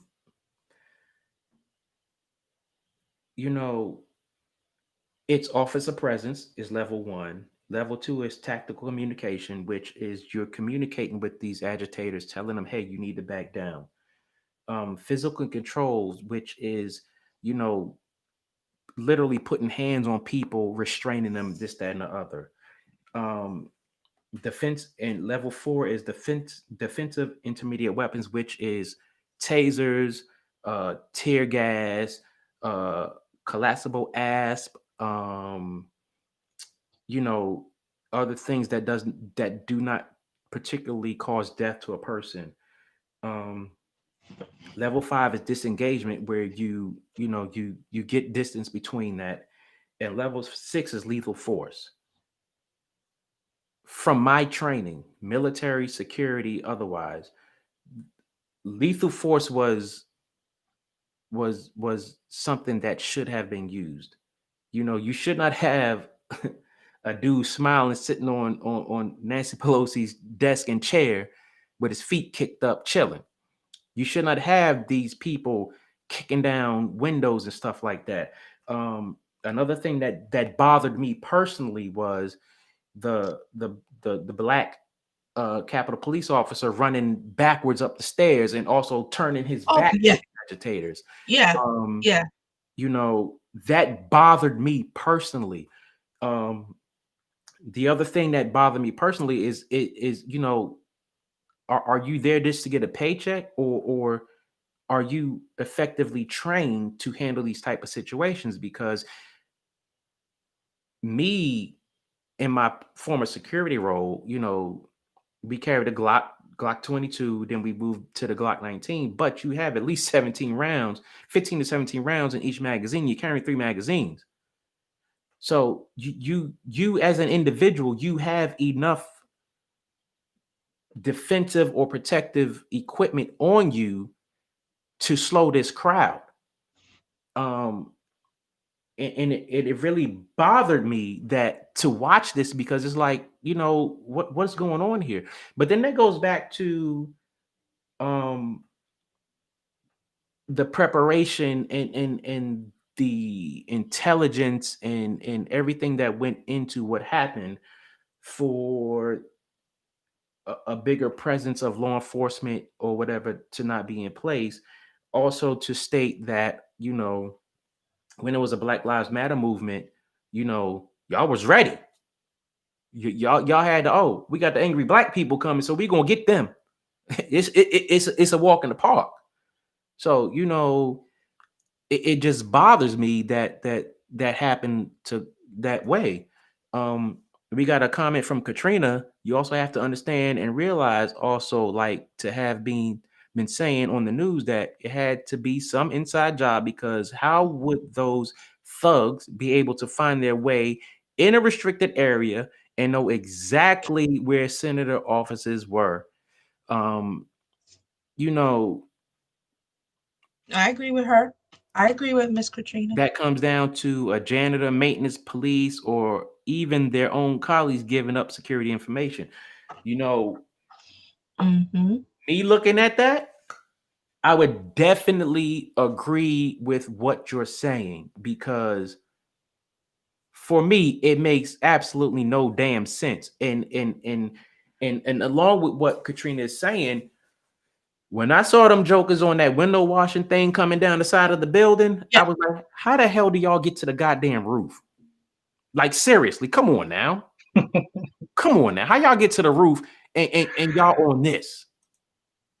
I mean, again, it goes back to, you know, some of us who come from certain environments. You know, we've been kind of prepped, and we know how these things go down. We know about these inside jobs and going through the back door and having your homeboy set you up. Like, yeah, you'd be right to come through the door by 6:30, 7 o'clock.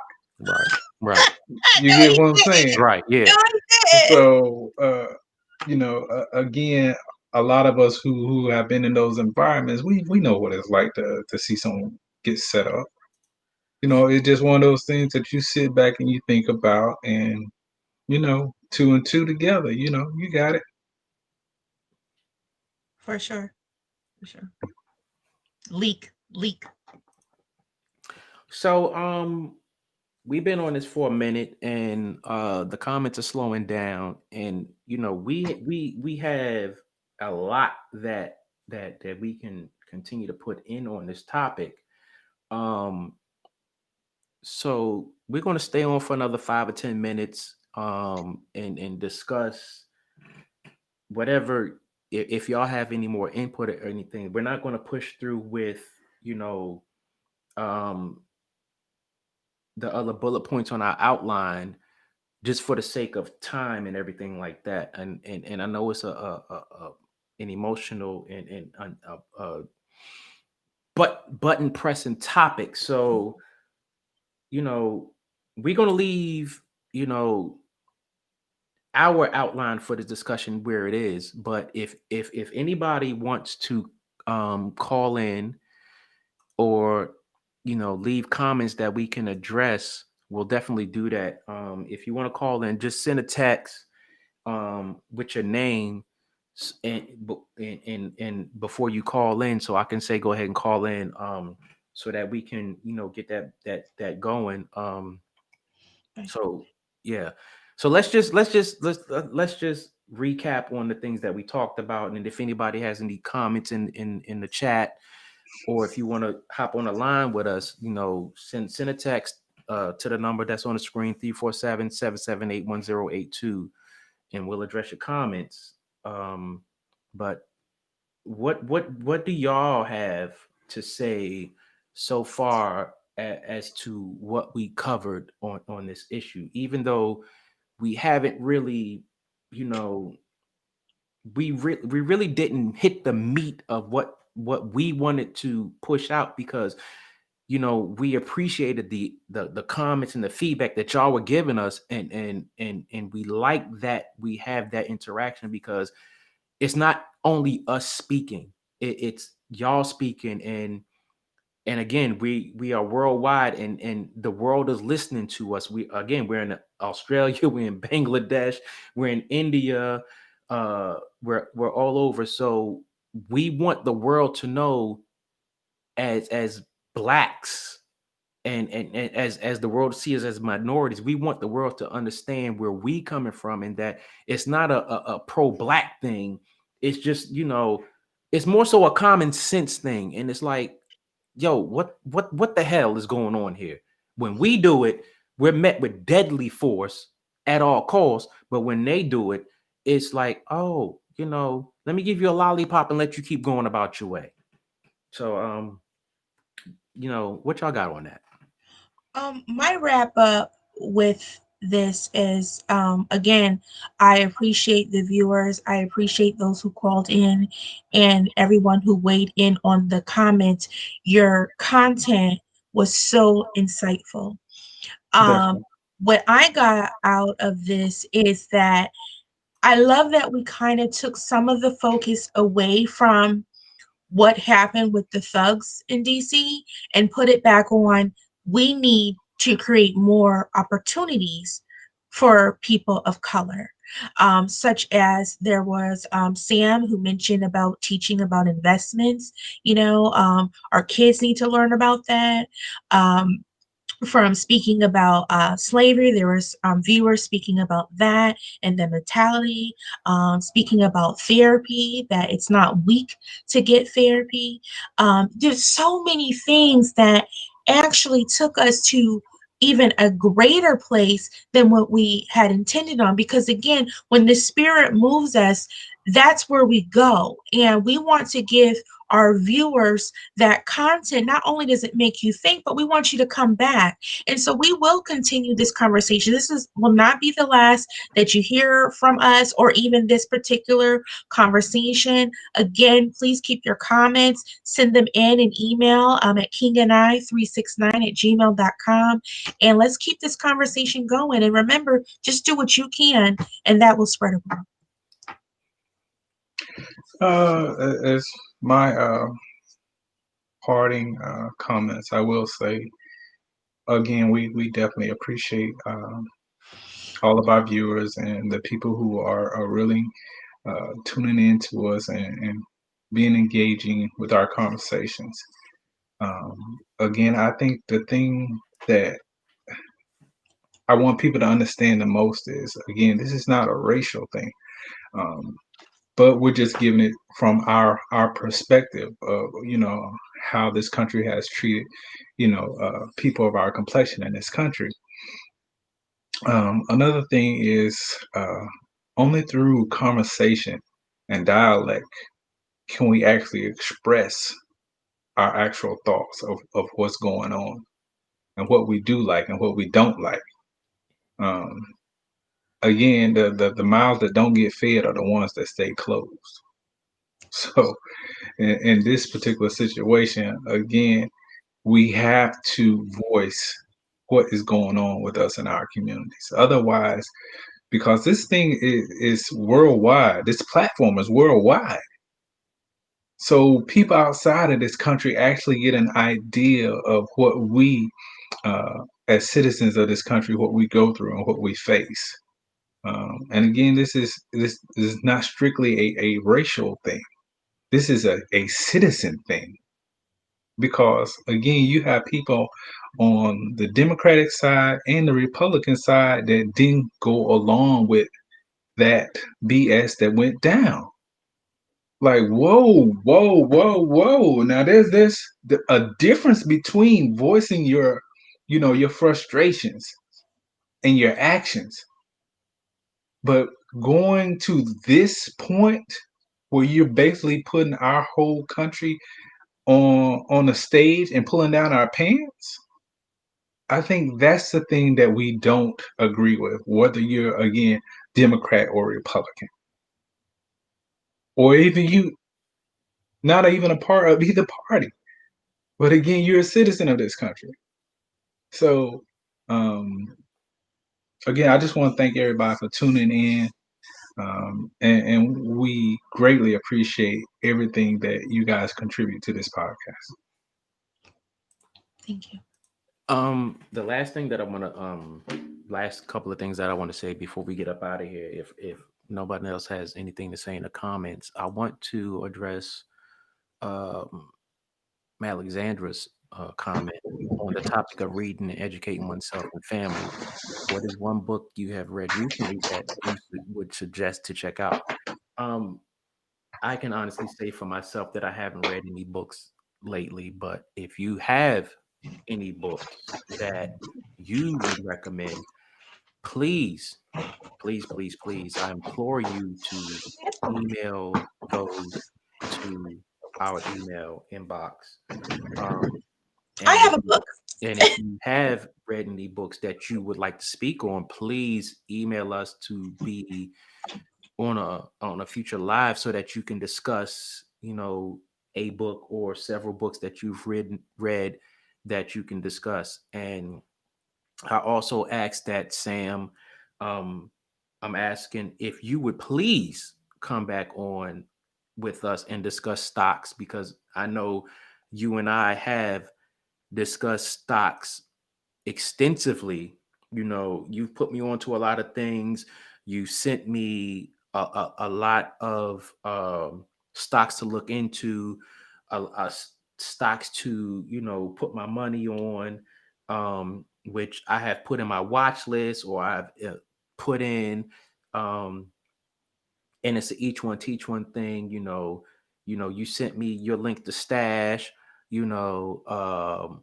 So definitely inbox us, inbox us, email us. If you're not on Stash, if you're not on Acorns, if you're not on Robinhood, definitely, let's do each other a favor. Everybody that's in here, I would like to extend my my Stash link to y'all, or my Robinhood, or my Acorns, preferably Stash. But for us to get that, and again, Sam, I would love for you to come on and impart your wisdom on us and our listeners on stocks. Alexandra, I definitely want to welcome you to jump on with us so that you can give us some knowledge on books that are important, and Sam as well, and anyone else out there that has any input, or anything that can help us teach each other, that we can develop ourselves and get more financial literacy and everything like that. So with that, I don't have anything else, but again, we'll stay on for a couple more minutes and see if anybody else has anything that they want to share, or if you want to call in for a couple minutes, or whatever the case may be, so that we can keep this ball rolling. I'm okay with that. So let us know what's up. One book I will recommend, I can't think of the author of it, but it's called The Four Questions. I can see it in my mind's eye, but I just can't remember the author right now. Another book I will ask people to read is called The Color of Law. Again, the title of this book is called The Color of Law by Richard Rothenstein. This book has so much information, and it really breaks it down for you in a way that you can understand it. So that would be 2 books I would recommend. That's all I got. Yeah. All right, ladies and gentlemen.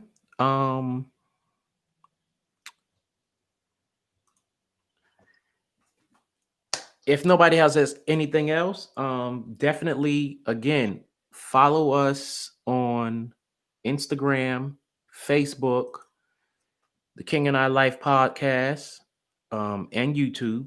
Oh yeah, thank everybody for tuning in with us on YouTube. Yeah, We really appreciate that. I mean, we're really trying to grow that channel.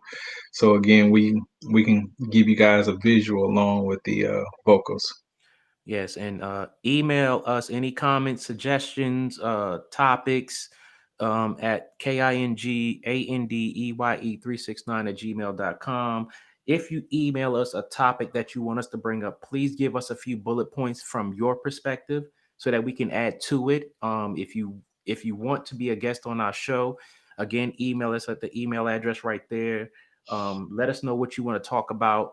We have plenty of topics that we have ready to talk about. We have several topics that we already talked about. So I encourage you to go to our podcast, look at those topics. And if there's anything that you want us to revisit, we can definitely do a full podcast on that, or we can definitely do a recap on that topic so that we can get your input put out to the world.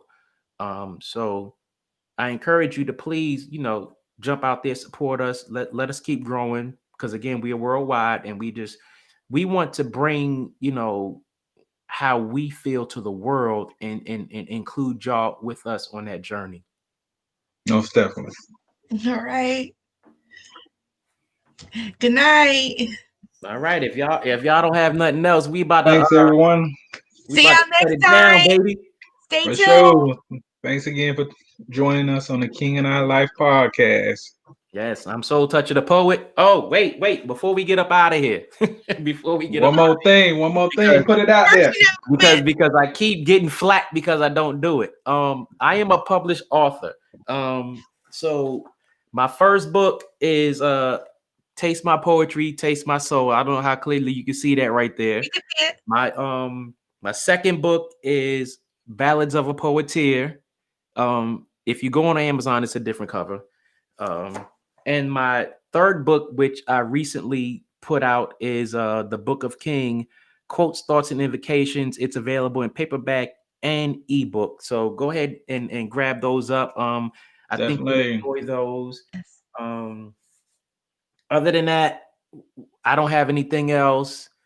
Thank you for providing your feedback, your comments, and making this a great show. We really do have to come back and continue the rest of this show, because we only got halfway through it, and we really didn't touch on the meat of the conversation that we had. But we appreciate the diversity in the information that we were sharing with each other, not only between us as hosts, but with you as guests.